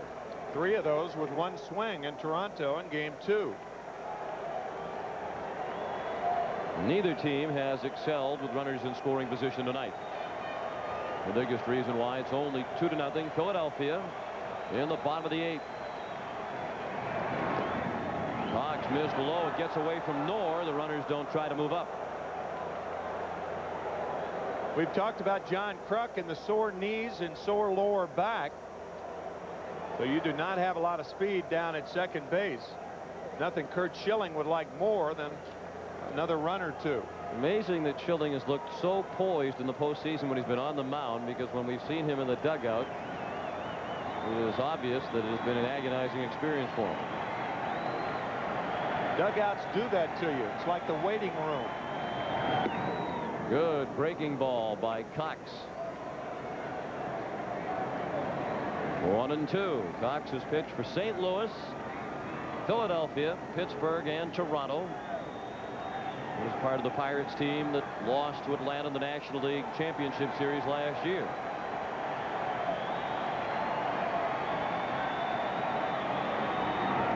Eisenreich, that is strike 3. He can't run with first base occupied.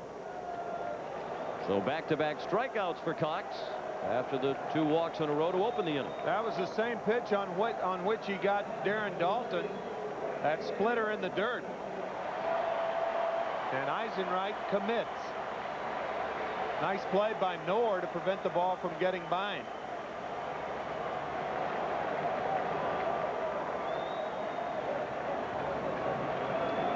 Now Milt Thompson, who sends one into the crowd behind home plate. He's 0 for 2 with a walk.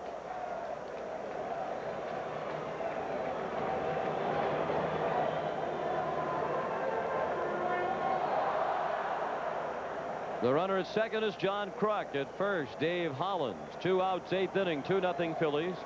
2 runs on 5 hits and 1 error for Philadelphia. No runs, 5 hits, and 1 error for Toronto. A ball and a strike.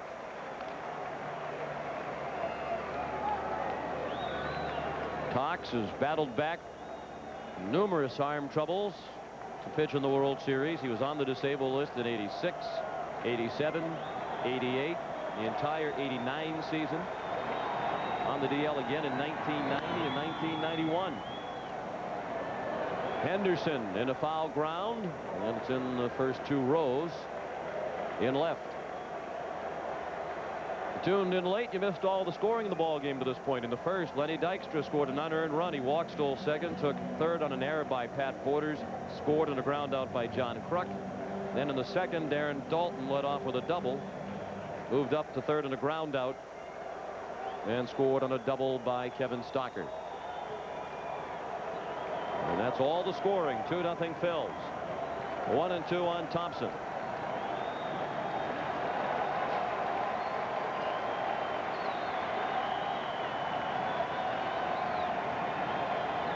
Time called by Tim McClellan.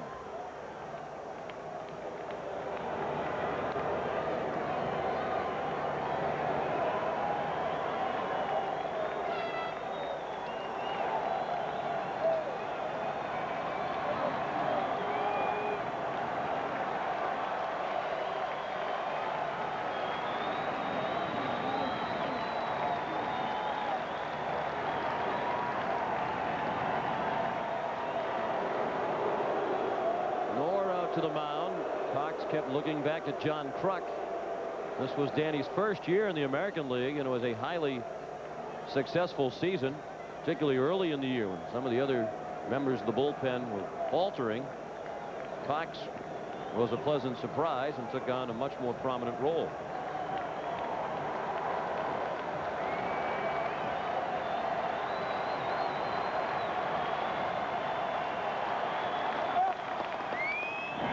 He struck him out. So after walking the first 2 men in the inning, Cox strikes out the side. We go to the 9th. Last call for the Blue Jays. Carter, Olerud, and Molitor coming up. They say good pitching beats good hitting any day. The Achieva Special Edition by Oldsmobile. Check out this slow curve. How about a backdoor slider? Here comes one all loaded up.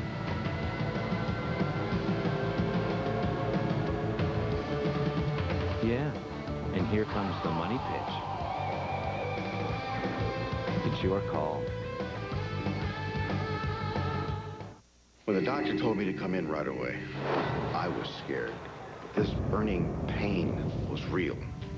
Was eye relief from my doctor said Mylanta. For heartburn, Mylanta is the antacid doctors recommend most. My doctor said Mylanta. He's a cop from the 90s who just woke up in the 21st century. I've been dreaming about killing you for 40 years. She's his new partner. What I wouldn't do for some action. With all the right moves. I'm impressed. And all the wrong phrases. You take this job, you can shovel it. Close enough. Sylvester Stallone, Wesley Snipes, Demolition Man, rated R. Now playing. You need two hands to count all the special rates and discounts on Allstate car insurance. For more than one car, pickup trucks, anti-lock brakes, airbags. Good drivers, excellent drivers with Allstate home insurance. And retired drivers over 55. Just pick up a phone and call an Allstate agent for details. For lots of ways to save, you're in good hands with Allstate. This is hydroplaning in less than an inch of water, and they're being pulled by Goodyear all-season AquaTread radials. AquaTread's deep groove design channels water away as you drive for outstanding traction. Hydroplaning, AquaTreading. Think about it. Emmy winners Tom Skerritt and Kathy Baker return in the Emmy-winning Best Dramatic Series. CBS invites you to experience television's best picket fences tomorrow. Anheuser-Busch's aerial ambassador, the Bud 1 airship, is filled with more than 235,000 cubic feet of helium. The Bud 1 is piloted by Captains Mike Hansen and Russ Adams with help from crew chief Jay Harris. We appreciate their efforts tonight. First pitch of the ninth inning, a ball by Curt Schilling, and now ball 2 to Joe Carter.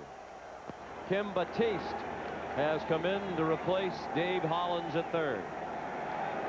And in this postseason, when he has come in, the ball has managed to find him.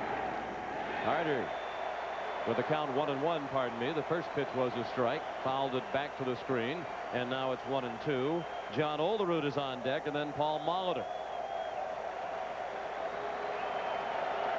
There is no action in the bullpen as the ninth inning begins. The 1-2 to Carter. Fly ball, shallow right. Duncan out. Eisenreich in. Duncan makes the catch. A long way out into right field. And Carter is 0 for 4. You can see Duncan smiling there because he got into his back pedal a little too quickly.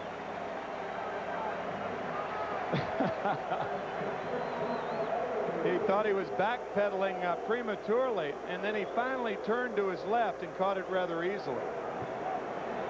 Now Olerud 0 for 3 tonight. He swung at the first pitch and sliced it off to the left. The Phillies lead 2-0.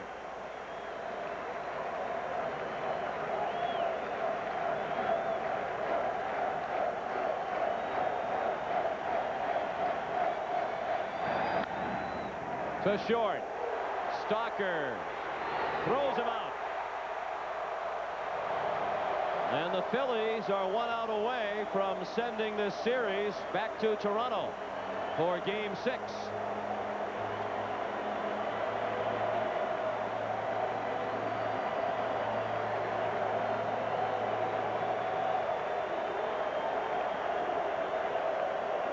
Blue Jays have only been shut out once in their history in the postseason by Danny Jackson, then with Kansas City in Game 5 of the '85 American League Championship Series.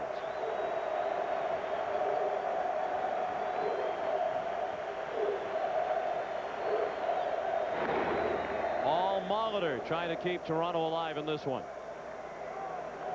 He's 1 for 3, and infield hit his last time up. Blue Jays have also won 7 straight road games in postseason play.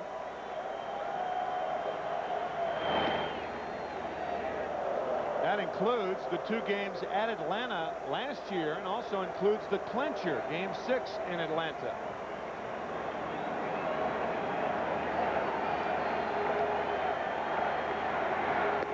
Molitor taking all the way on 2-0, and it's 2-1.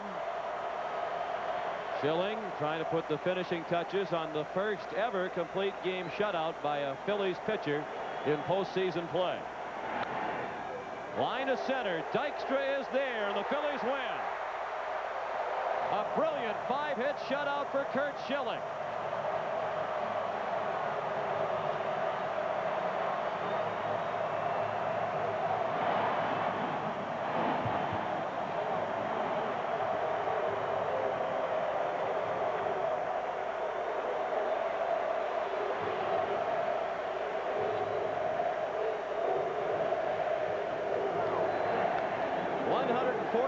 Pitches, a 5-hitter for Schilling. We're back right after this.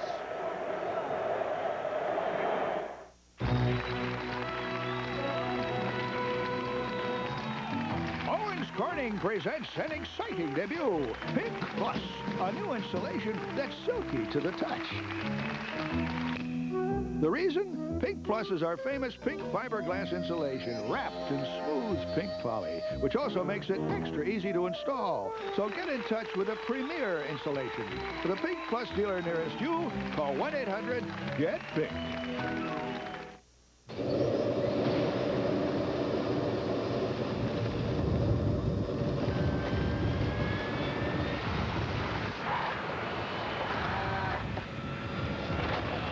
At Radio Shack, we've always made the latest technology easy to understand for your family.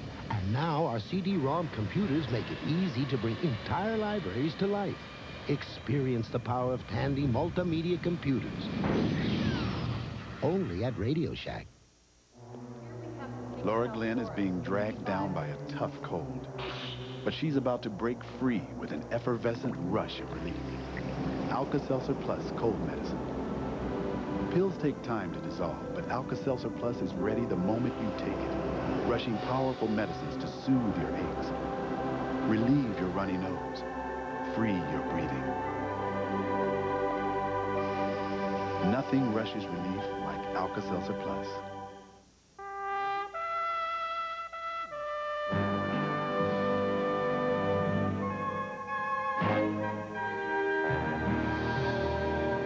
Cellular One has set up state-of-the-art cellular service that reaches clear across America.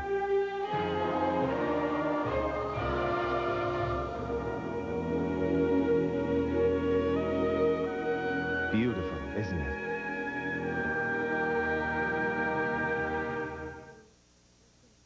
CBS Sports coverage of Game 5 of the 1993 World Series is brought to you by Oldsmobile.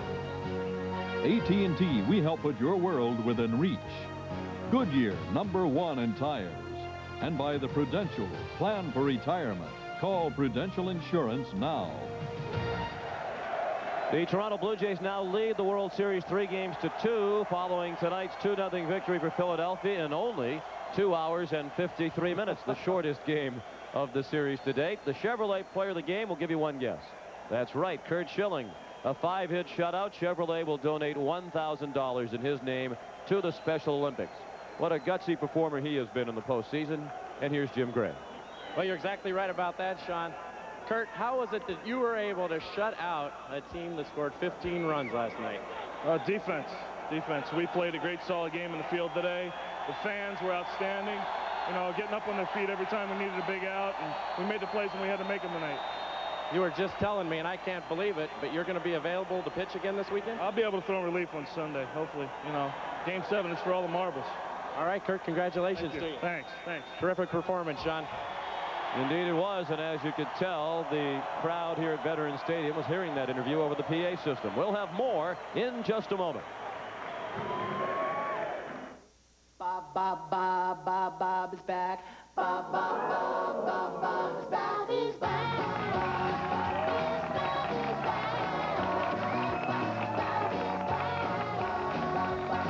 The Bobby loves and Bobby night, the cherry first and Betty wine. Bob is back on CBS. Oh, my My back hurts, and I had a game this afternoon, so I'm taking Advil. More doctors recommend Advil by name to relieve backaches than any other brand. With Advil, a sore back won't keep me from swinging. Advil, advanced medicine for pain. My dandruff and itch are awful. I'll try anything. Denorex tingles. Head and Shoulders doesn't. Both have effective dandruff medicine, but Denorex has something extra that tingles. That's why I started using Denorex. No flakes, no itch. Denorex, the serious dandruff shampoo. Another day is drawing to a close, and all kinds of people all over the country are heading home for dinner.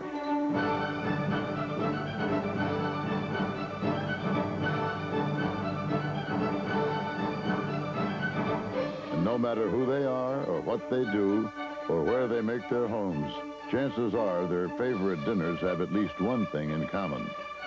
Beef. It's what's for dinner. Look, a rainbow! Where? Over there! Where? Oh, there! Don't you see it? I can, through my Panasonic Palm Quarter color viewfinder. Where? I hardly noticed it through my black and white viewfinder, but I'm sure I got it on tape. Great, let's go see. Do your camcorder tapes play in a VHS recorder? No. Oh, well, my Palm Quarter tapes will. Oh. So why didn't you just get a Palm Quarter? I don't know. The choice is obvious. The Panasonic Palm Quarter. Its tapes will play in your VCR. Are you ready for my National Football Quiz? Well, here's the kind of question that you should be studying up for. Which field goal kicker was known as the Toe? I know who that is. That's, The right answer and the rest of my quiz Sunday on the NFL Today. 2-0 the final tonight in favor of Philadelphia. Let's rejoin Jim Gray. All right, we're with Jim Fregosi, the Phillies manager. Jim, how were you able to manage to get this team back in order after what happened last night? Well, you know, we played a lot of games like last night's game. This club is a tough club. They go about it in a professional manner. And as Darren Dalton said earlier today, he says he wants to go to Toronto tomorrow to work out. He says it's the only time he's ever wanted to work out in his life. Tell us about your pitching rotation for this weekend. Well, I got Mulholland up, but it's just time to throw. Mulholland will pitch on Saturday, and Danny Jackson will pitch on Sunday. Good luck, Jim. Thank you very much. Let's go back upstairs to Sean and Timmy. And interesting to hear both Kurt Schilling and Jim Fregosi talk about Game 7 as if it is a foregone conclusion. We'll have more in just a moment. How can IBM help you these days? Ask Santa Fe Railway. Our growth is built on meeting customer expectations. IBM helped re-engineer our systems to make it happen. Ask Dixon Ticonderoga. For disaster recovery services, you need to pick someone you can count on. IBM was the obvious choice. Ask Nintendo. IBM helped automate our warehouse. We just shipped 1 million new games in one weekend, our most successful launch ever. You want fast results? Talk to us. There's never been a better time to do business with IBM.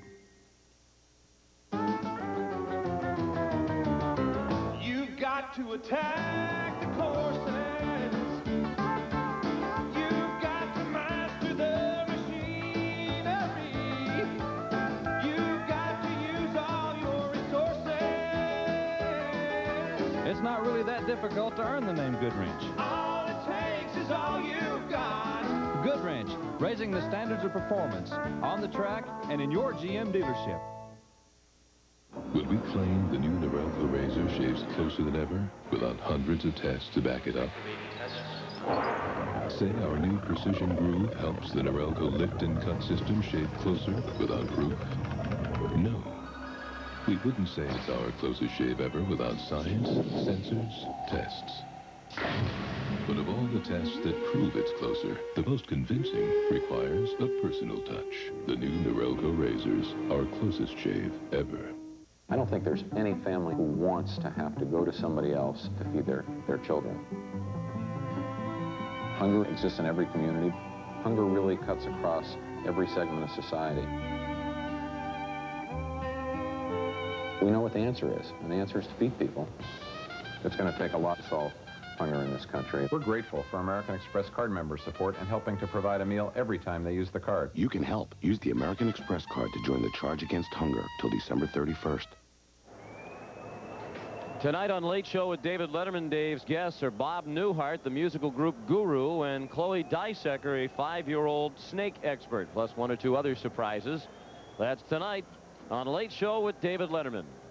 Now for Tim McCarver, Pat O'Brien, and Jim Gray, Sean McDonough saying so long from Veterans Stadium. The final score, Philadelphia 2 and Toronto 0. You've been watching CBS Sports coverage of the 1993 World Series. Good night from Philadelphia. Keep the ball rolling, keep the ball rolling. Girl, the name of the game is love. On your mark, get set, let the kissing start, and just keep the ball rolling, baby, right into my heart. How can you ask me?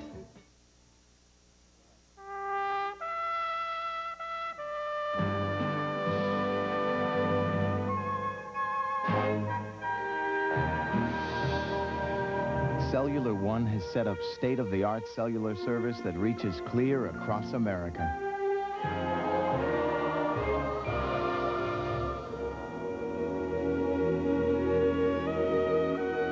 Beautiful, isn't it?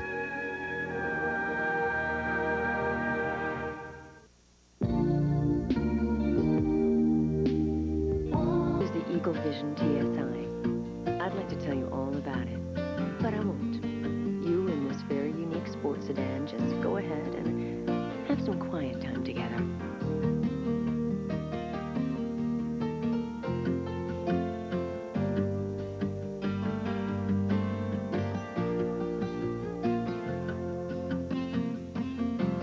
Test drive a new Eagle Vision at your nearest Key States Jeep and Eagle dealer today. These two women want to help change Camden County government. Annette Deegan, a teacher and educator. Aletha Wright, a leader in the reform effort to get people off welfare into jobs. They want to make our streets safe, ban assault weapons, and support mandatory sentences for violent criminals. And they want to end welfare as we know it by moving people off welfare, retraining them, and requiring them to work. Aletha Wright, Annette Deegan, Reform Democrats for Camden County Freeholder. They don't speak English yet. On Late Show with David Letterman. I had a cousin, Eddie, who died of baseball fever. They come from China, from Thailand, from England, Germany, France, and Australia. Every day, people from 33 countries across 5 continents come together in the friendly skies. United. Come fly the airline that's uniting the world. Come fly the friendly skies. When you look for champions, you look to CBS Sports. This is CBS. The 94 Ford Ranger is now at your Quality Plus Ford dealer. No other truck is built for tough. Now choose from 9 exciting Ranger models, including the newest, a Ranger Splash Super Cab 4x4. Plus, every Ranger now comes with a 24-hour roadside assistance program and is backed by a 3-year, 36,000-mile warranty. Now save $1,800, including $300 cash back from Ford. See the Truck Authority, your Quality Plus Ford dealer today. You better hit the ground running in a new Ford truck. Hey, hey. A year ago, AT&T Special Country Savings was born. Now to celebrate its first birthday, we're giving you even more savings on international calls. Double the savings on Saturdays in October and November. And not just to 1 or 2 numbers, but to everyone you want to call in the international country of your choice. 30% off with AT&T. Call now to sign up and enjoy a birthday gift from us to your favorite country. Seen the price of a good suit lately? Give me a break. So I went to Today's Man and I got a break on pure wool traditional and European designer suits. $250 anywhere else, now $149 each. My choice. The traditional suit's got soft shoulder styling, tailored in pure wool. The European suit has that great double-breasted look. All wool, lots of style. So I said, give yourself a break. At $149 each, buy 2. Traditional or European designer, just $149 right now at Today's Man. WCAU-TV Philadelphia. Now, Ken Matz, Jane Robelo, Herb Clark Weather, and Ron Berg Sports. This is Channel 10 News. Not as wild as last night, but just as exciting and with a much better outcome. We're happy that you're able to share it with us right here on Channel 10. Good evening. I'm Jane Robelo. And I'm Ken Matz, and we'd like to welcome those of you who usually aren't a part of our Channel 10 News at 11. We're thrilled that you're with us tonight. Our obvious top story tonight, the Phillies still alive in the World Series. The final score tonight, Phillies 2, Blue Jays 0. And here's the game-winning run. In the first inning, John Kruk grounds it out to first, scoring Lenny Dykstra from third, giving the Phils a 1-0 lead. The Phils scored another run in the second when Kevin Stalker doubles in Darren Dalton, making it 2-0. And the real hero may have been Curt Schilling. Curt tosses a complete game shutout over the same Blue Jays team that just last night scored 15 runs. Phils hold on and now trail the Jays 3-2 in a best-of-7 series. So the Phils have lived to see another day. The series continues Saturday night when the Phils and the Jays go at it in Game 6 in the Sky Dome in Toronto. See every exciting pitch right here on Channel 10 beginning at 8 o'clock. And for Phillies fans, another night of nail-biting. Yes, it's true. But this time the Phils come out on top, and there is really something to cheer about tonight. Let's go live outside the vet right now on Channel 10's Arthur Fennell. Art? Hey, talk about pandemonium. You know, last night we were out here. We couldn't get anyone hardly to talk to us. They were so disappointed. Tonight, I got them sacked 20 miles deep. They came rushing out and said, hey, we want to sing the praises of the Phillies. I want you to meet a couple of people right now. You came in from South Jersey. What did you think about the game? Oh, it was great, great. Schilling pitched a great game. Unbelievable. After last night, wonderful. What did you think? Hey, we came here to see Phillies baseball, and that's what we got tonight. I want you to see this little fella right here. Hang on with me. If you can read his sign, read your sign for us on TV. Go Phillies, I hope you win. You're the best 1993 world champs. Yo, win, win, win. Go Blue Jays. I like the win, win, win part. It's been incredible. They know they can win this thing. They haven't given up. And if we don't all get killed tonight, we'll live to fight another day. Let's get out of here while we still can. Back to you guys. Protect that little fan with you, Arthur. Thanks. Isn't that fun? Well, it wasn't just the 62,000 fans at the vet who were enjoying the game. Tens of thousands of you watched tonight right here on Channel 10. And Channel 10's Dennis Waltering is with some event tonight in Roxborough. And how are you tonight, Dennis?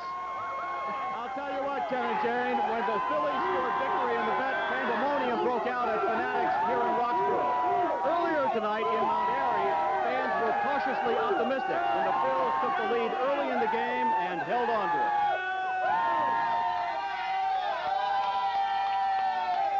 At the Casablanca Room in Mount Airy, fans celebrated as the Phillies took the lead early and held on through the game. They're going to take the game here tonight. They're going to take the next two in Toronto. You think they can do that? Oh, I know they can do that. They're from Philadelphia, like me. Yay, Philly! Looks pretty good. Schilling, they should have had Schilling in there a long time ago. He's doing pretty good. Some fans here were still treating the pain of last night's heartbreaking loss. It was very painful. I mean, you only live once, you know what I mean? This only comes around maybe 2 or 3 times a year. I mean, 2 or 3 times in a lifetime. At Fanatics here in Roxborough, fans were going nuts over the Phillies tonight. Tonight's success suddenly making the Phils look invincible again. We're going to win it all! Yeah! The Phillies and Roxborough, the best in the world! John Kruk, baby. I had the goatee when he had it. He went to the full beard. I had to do it. Got the long hair. Back just like him. Phillies #1. Now, last night, after that heartbreaking, devastating loss, a lot of fans were nervous about the Phils. Could they go all the way? The question is, can they go all the way with this series? I think that's the answer. They think they can win this thing in Toronto. Live in Roxborough, Dennis Waltering, Channel 10 News. Jane, Ken, thank you. Thanks, Dennis. I love that John Kruk lookalike showing us his stomach, too. That there was he goes. Great. Yeah. Well, it was a big night for Phillies fans and a big night for the working man's team as well. Their backs against the wall tonight, and Channel 10's Ron Burke is live at the vet with a look at just how the Phils responded. Real heroes, Ron. Hey, I'll tell you, this baseball is such a strange game. Quite a contrast from what happened here last night. 29 runs scored last night, only 2 tonight, and Curt Schilling goes the distance for the shutout. And in games like this, low-scoring games, plays that normally seem like just run-of-the-mill average plays, figure big. Let's take a look at a couple of plays that ordinarily wouldn't be game breakers, but did figure big in tonight's game. Pick it up with Dykstra getting the steal, and the ball goes into the outfield. Dykstra goes to third. He later scored on a ground out. It turned out to be the winning run as the Phillies took a 1-0 lead. Then later, Joe Carter strikes out on this pitch. Roberto Alomar caught stealing. And just like that, the Phillies win it, 2-0 in the end. And after the game, Jim Fregosi praised the starter, Curt Schilling, who went the distance for the win. Well, Curt has a knack of, he loves to finish what he starts. He got in a groove. I thought that he overanalyzed his first start of the series. And he was trying to go to spots too much instead of throwing the ball. Tonight he went out there and he threw the ball like he can. He had good stuff and he kept his stuff for the whole night. Now, as Schilling and catcher Darren Dalton both descended the dugout steps en route to the clubhouse moments ago, the fans were yelling at them, and they both held up 2 fingers, meaning 2 more victories to go for the Phillies, who still had their sights set on the 1993 World Series championship. It'll happen in Toronto, not here in Philadelphia, but their sights are still set. They are focused, and they now go up north with some big dreams and big hopes. Reporting live from the vet, this is Ron Burke. Ken and Jane, back to you. Thanks a lot, Ron. Okay. What a great series. And there's more coverage on Channel 10 of tonight's game coming up later in this newscast. We'll go back live to the vet, Ron Burke, with Big Al Meltzer. More highlights and player interviews. Also ahead, Andrew Glassman with a story guaranteed to make every Philly fan smile. And it's a definite VCR alert coming up later on the Channel 10 News. You know, there were many special moments in tonight's World Series game, but right up front with the hopes and dreams of the players and fans was the night of nights for Philadelphia police officer John Marinowitz, whose assignment was helping out on that first pitch. John Marinowitz, a Philadelphia police officer and longtime Phillies fan. He suffered a gunshot wound to his head in June while on duty. His partner was killed. So recovery has been long and painful. But tonight, he mustered the courage and energy to hand that first ball to old-timer Robin Roberts, who tossed it in for him.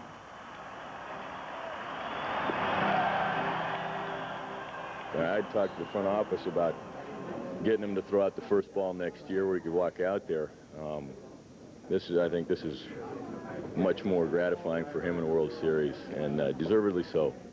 Larry Anderson, the Phillies reliever, had been at John's bedside often, and frankly, the Phillies have been part of his recovery. Listen to his doctor. One of the very few things that John remembers in the ICU is the support of his wife and watching Mitch Williams through the summer get himself into jams. Yeah, the wild thing got John Marinowitz's heart going, just like the rest of us. And now his fellow police officers are proud that he's getting his day and that the whole nation will be part of it. Philadelphia's heroes are not only the men that are on the baseball field and on the football field, that there are other heroes in Philadelphia, and that here we are telling the nation, yeah, this is one of our heroes and we want you to know about him. Although not yet granting personal interviews, doctors say 2 to 3 months more and John Marinowitz will be out of the hospital and back home. We look forward to hearing his story then. We certainly wish him continued success. That's a beautiful story. And there's a lot more ahead tonight on the Channel 10 News, including the latest from Haiti, where American ships have fired their first warning shots. And a key figure in the tailhook scandal is off the hook. Stay with us as the Channel 10 News continues tonight. It began with a single shoe store and a commitment to customer satisfaction, unique in retailing. Today, that philosophy has spawned 72 stores across America. And even at a time when retail sales were dismal, Nordstrom climbed to a record $3 billion. Where do you find companies that are selling at a time when nobody's buying? Actually, there's a list of them printed every day. NASDAQ, the stock market for the next 100 years. Tonight, Dave welcomes Bob Newhart. I'd like to thank the Nobel Prize Committee for this wonderful honor. Thank you very much. Tonight on CBS. Come to S&C's sale on London Fog. Save 33% on all our men's and women's outerwear and rainwear. Now at Strawbridge and Clothier. Star 104.5 plays the best songs on the radio. No rap and kid stuff, no soft oldies, no top 40 repetition. Star 104.5. Listen. Buy a pair of shoes or leather boots and get your second at 50% off. Today through Monday, only at Strawbridge and Clothier.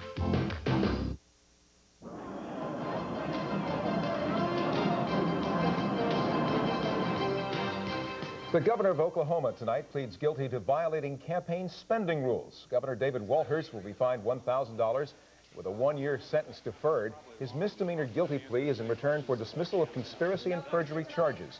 The governor must also give $135,000 from his current fund to the Oklahoma Ethics Commission. A grand jury had returned 20 indictments related to Walter's 1990 campaign contributions. A Coast Guard cutter fires warning shots at a cargo vessel headed for Haiti. The Coast Guard and the Navy are off the coast of Haiti enforcing United Nations embargo. The shots were fired after the cargo ship apparently ignored orders to change course. No one was hurt. And this was the scene at another United Nations hotspot as U.S. Army Rangers packed up and left Somalia. The Rangers are pulling out after the U.S. military gave up on its plan to capture Somali warlord Mohammed Aidid. Meantime, thousands of Marines are being sent to Somalia to provide additional support for the American forces. Michael Durant, the American pilot who was shot down and captured by Somali gunmen, has undergone surgery now. Doctors placed a pen in his broken right leg. Durant was seriously injured when his copter... Game. Well, the answer delivered tonight at Veterans Stadium. Last night, the Phillies lost out in what resembled a softball game at a company picnic from 15-14 Blue Jays to Curt Schilling and Juan Guzman. A Toronto win here, and it was all over. But the Phils were loose, not tense after what happened the previous night. Juan Guzman trying to nail it down, an excellent postseason record for the Blue Jays, but in the first, Dykstra on first and running. Borders throws it into center field, and Lenny hustles over to third. 1 out later, John Kruk hitting .400 in the series. Doesn't get the hit here, but gets the run home. It's a 1-0 Philadelphia lead. Bottom of the second, the leadoff man is Darren Dalton. Drives it towards left center. It one hops to the wall, and he gets into second. And then with Cito Gaston wondering if his team would go back to Toronto to have to win again, Kevin Stocker rips one down the line to score Dalton and give the Phillies a 2-0 lead. Top of the third. Jays get the leadoff man on. Guzman bunting. But the Phillies turn the double play as John Kruk was prepared for the bunt and ran in on it nicely. Top of the eighth, still 2-0. Jays put runners at first and third. Nobody out. Ricky Henderson back to Schilling, who stays right with it. William Kenyatte was running for Borders, and they had him in a rundown. He's out, but runners still at first and second. Then Devon White hitting .350, but not here. One of 6 strikeouts for Schilling. Had thrown over 130 pitches at this point, and then he gets Alomar, who was hitting over .420, and Curt Schilling said he was running out of gas, but not running out of pitches.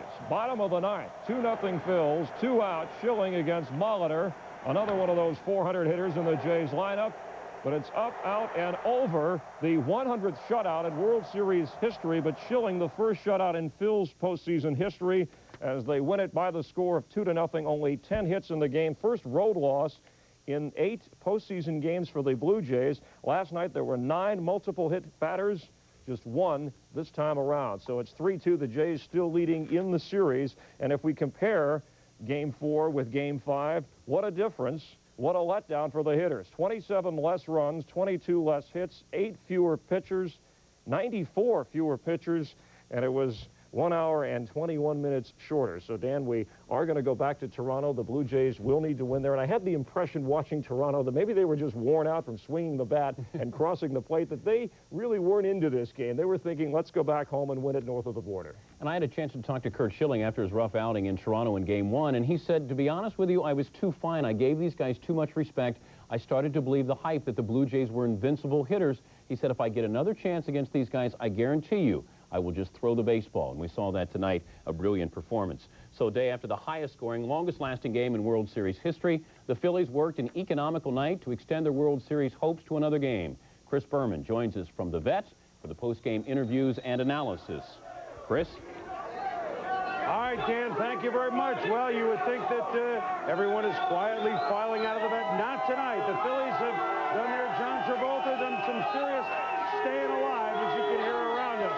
Peter Gammons and Dave Campbell will join me in just a moment. And I'll tell you what a difference it was from last night to tonight. I mean, here's my scorebook last night with all of the runs, the 29 runs, and the now 32 hits on the scoring change. Now, that's last night's scorebook. Here's what my scorebook looks like tonight. I never did win much neatness awards when I was in junior high school or elementary school, but that book I think I'm going to send to some of my 4th and 3rd grade teachers. It was a nice, neat performance by Curt Schilling this evening. I mean, after all the efforts that Schilling has done, remember, this is his first win in the postseason. He's down on the field with our Jimmy Roberts. James? Thanks, Chris. Well, I guess tonight there's really not too much confusion about who the star of the game is. Curt Schilling, first pitcher in Phillies history to pitch a complete game shutout. How important was it to go the entire distance tonight? Well, the bullpen was pretty depleted last night. We got some guys that have thrown a lot of innings, a lot of appearances this year, and they were tired. And this is my last start of the year, so I had to give them as much as I could for as long as I could. And I wanted to finish the game as I do every time I go out on the mound. But you know, tonight defensively, they really picked me up early in the game, and again in the seventh inning, you know, I owed it to these guys. Eighth inning was huge. You want to talk about that a little bit? Well, we had guys on first and third, and you know, up 2 runs allows me to give up a run if I get an out. And Dutch came out and said, you know, we'll give up this run if we get an out. And I said, all right, let's go ahead and do that. But in my mind, I wanted to try and strike him out, and I threw him a 2-2 slider off the plate. He pulled it back up the middle, and luckily I got a glove on it, and they ended up making the play. Looked to us that you were ahead of the hitters all night, and that had to have been a key for you. Well, it was, especially after the 6th inning. I was running out of gas, and I knew that I had to mix it up a little bit. I didn't have the good fastball that I had early in the ball game, and you know, Dutch called a tremendous game again tonight, and I can't say enough about what he's done for me and this club this year. All right, so Curt Schilling, no wins in the NLCS, but one very important win in the World Series. Let's go back to you, Chris. All right, Jim, and congratulations to Curt Schilling, who certainly pitched his guts out. Dave Campbell, Peter Gavins. Well, there we go. And let's go Phillies, or USA. I guess this must be the Olympics, that none of them want to go through the customs back in Canada. I'll tell you, the toughest inning Schilling had, the only inning he gave up more than 1 hit was the 8th, the 2 leadoff singles, but he came up mighty large, David. He really did. You know, he had hit in the bottom of the 7th, got a single. I was kind of worried getting on base. That might tire him out a little bit. He comes out, Pat Borders gets a base hit. They pinch run Willie Kenyatte, and then Rob Butler kind of leaks one through the right side. First and third, and nobody out. He gets Ricky on the comebacker, and then up stepped Devon White, and he really started doing some of his big-time pitching. Backdoor slider, strike 1. Backdoor slider, strike 2. And backdoor slider, see you later. Robbie Alomar, a backdoor slider, strike 1. Fastball, strike 2. Then the battle was on. Alomar fouled several pitches off. A great battle. And then he finally got him on a splitter. We said he had to throw some off-speed pitches. He had talked about how tired he had been going into the 7th inning, so he started going to the off-speed pitches. Did a terrific job. That was a magnificent performance. Yeah, he's come up big, certainly, for the season and the postseason for the Phillies. Now, Curt Schilling very early on, Peter, unlike these fans behind us, you can tell he was in control. Well, actually, it was a very incredibly important thing early in the game, because he had to re-control the series, which he did. He had great stuff. I mean, there was only 1 ball pulled in the air on him all day, 5th inning by John Olerud. But the important thing was he went right out, threw strikes, calmed this whole thing down after last night. 33 batters, he threw 22 first pitch strikes. He was 0-2 on 11 hitters. And most important, only twice in the game did the leadoff hitters get on, both times Pat Borders. And this time here, against Devon White, was a classic. Though Tony Fernandez there, he had the great fastball. But here, Devon White leading off the 4th inning, curveball, fastball, split finger, gets out of that, gets him out of there right before they go to Alomar and Carter. A tremendous job taking all the steam out of this series. You know what you realize? The more you think you know about this game, the more you realize you know nothing at all. Blue Jays 37 runs in the first 4 games. Egg tonight. We've got plenty more analysis coming up from a still rabid vet. But right now, let's kick it back to SportsCenter for a little sanity, guys. Thanks very much, Chris. Noisy fans there and happy in Philadelphia. More throughout the show. Of course, Game 6 Saturday night in Toronto. But now we begin with the NBA. And a day after Sarunas Marciulionis underwent season-ending surgery, the Warriors lost another player for the entire year.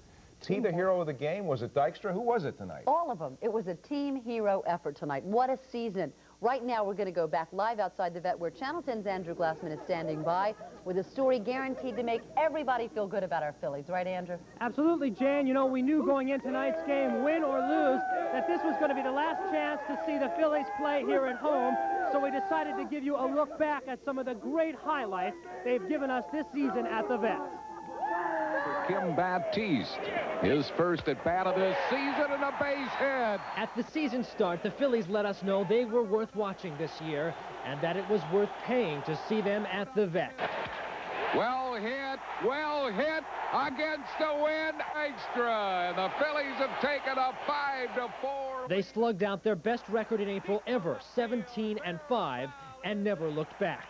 Before the season's end, more fans had seen more action than ever before in Phillies Vet Stadium history. Attendance was a record, 3,137,674. Lenny won't hit a ball much better than that. They had plenty to cheer about. The Phils' home record was 52-29, the second best in the majors. But no one was better when it came to dramatic finishes. There was no need to be frightened on Friday the 13th while losing in the bottom of the ninth. Kim Batiste was at the plate. Well hit! Well hit! This ball is out of here! The Phillies also had this knack for starting our week on a winning note. They had an incredible streak of winning on Sundays. And on the Sunday we celebrated Mother's Day, the then second-place Cardinals were threatening with a 5-2 lead. Mariano Duncan was up with the bases loaded. Well hit! Well hit! It might be! It could be! Grand slam! A grand slam home run! Mariano Duncan! Can you believe it? The Phillies lead 6-5 in the eighth. In their 81 home games, the Phillies hit 80 home runs. Pete Incaviglia led the team with 15 long balls at the Vet. It is gone. Hey, program in your book. 5 times this year, the Phillies played during the day and offered business person specials, and their record was 5-0. I brought 94 people down on 2 buses from Reading. I love it. It wasn't all business, though, as general manager Lee Thomas discovered on this pitch by hurlers Curt Schilling and Terry Mulholland. Later that day, the Philly fanatic proved that he can play defense. What a play by the fanatic. On July 7th, the Phillies played the longest game in Vet history against the Dodgers. We scored 2 runs in the bottom of the 20th inning to win.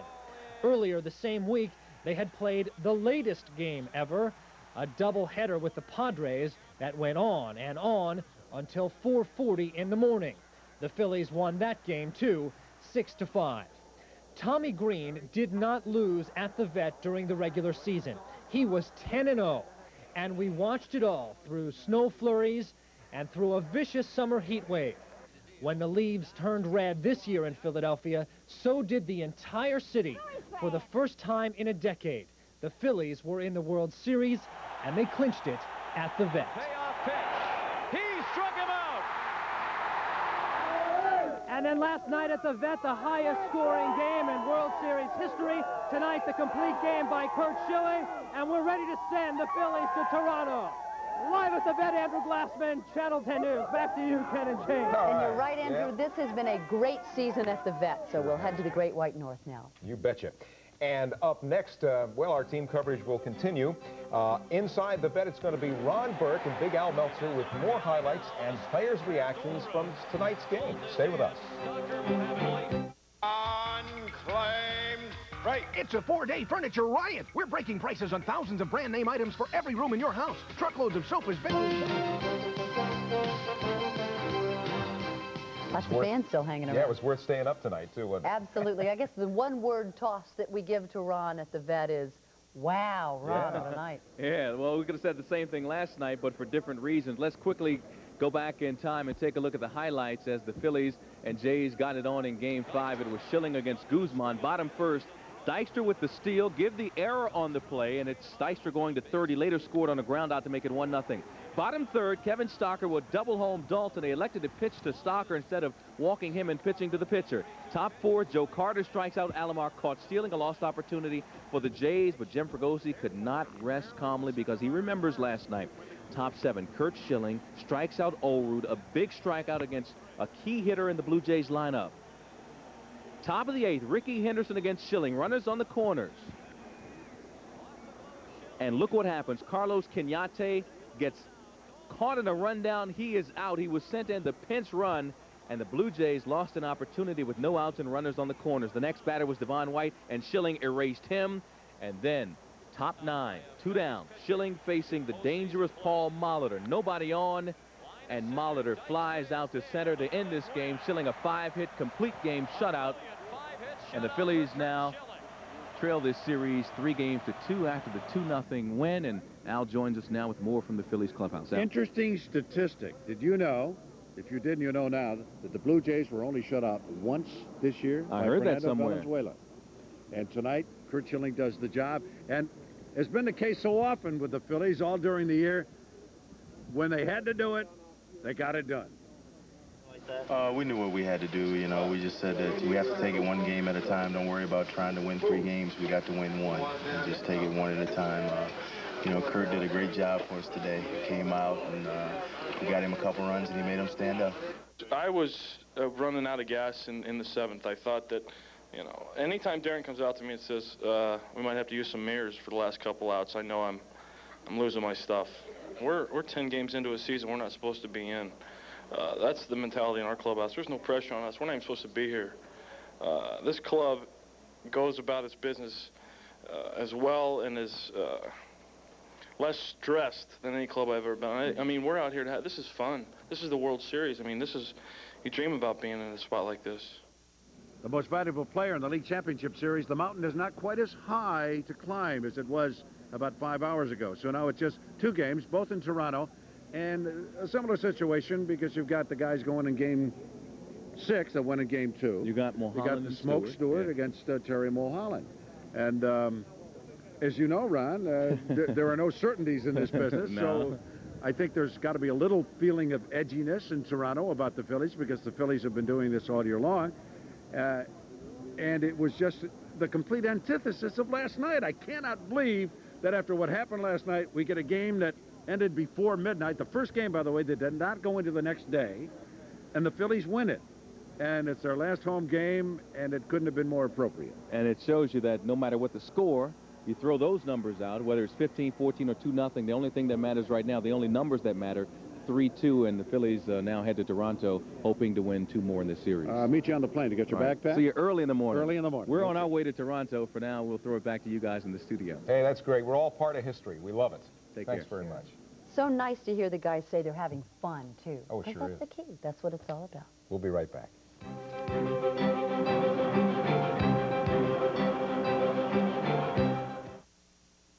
I don't want to go for a test drive. You're going with Leo. He just ate a bean burrito. You should have gone to the Conacelli Autoplex. Buy a 94 GMC Sonoma. 0 down and $210 per month. Or a 94 Hyundai Elantra. 0 down and $210 per month. Or a 94 Grand Am. 20% down and only $230 per month. Save up to $2,500 off MSRP on 94 Nissan Altimas or 94 Toyota Camrys. Only at Conacelli. He put the power windows on lock. Arnie, Levitt's has lower prices. Right. And a huge selection. Right. And the furniture's in stock, ready for delivery. Right. Then shouldn't everyone shop at Levitt's? Right. Especially since only $297 buys this pine and white twin-size bed with trundle unit. Or just $297 buys this twin-size bed with nightstand. And there's a wide selection of matching pieces, also sale price now at Levitt's. You love it at Levitt's. In cardiac care, the right team makes all the difference. And you'll find Philadelphia's most experienced cardiac team at the Heart Hospital at Hahnemann University. Every one of our more than 750 physicians, nurses, and healthcare professionals is specially trained in cardiac care. And all this skill and dedication is totally focused on the most important people of all, our patients. The Heart Hospital at Hahnemann University.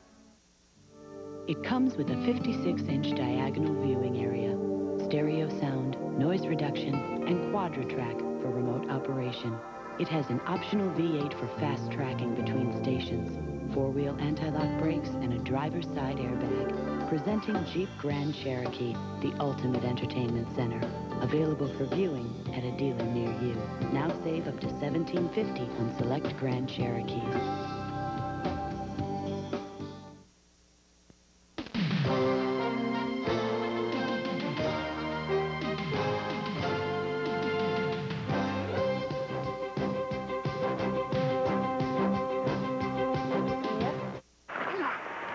My years in football taught me the value of a great health plan. Hello, I'm Dick Vermeil. Everyday life has its bumps and bruises, too. And that's why Independence Blue Cross and Pennsylvania Blue Shield have added the new personal choice to our game plan. There's no need to enroll with a primary care physician, and you don't need a referral to see a specialist. Office visits are covered, and there are no claim forms. Now, what could be easier? Call 1-800-ASK-BLUE for all the benefits of personal choice. The health plan that controls cost, not people. She celebrates the grand opening of our newest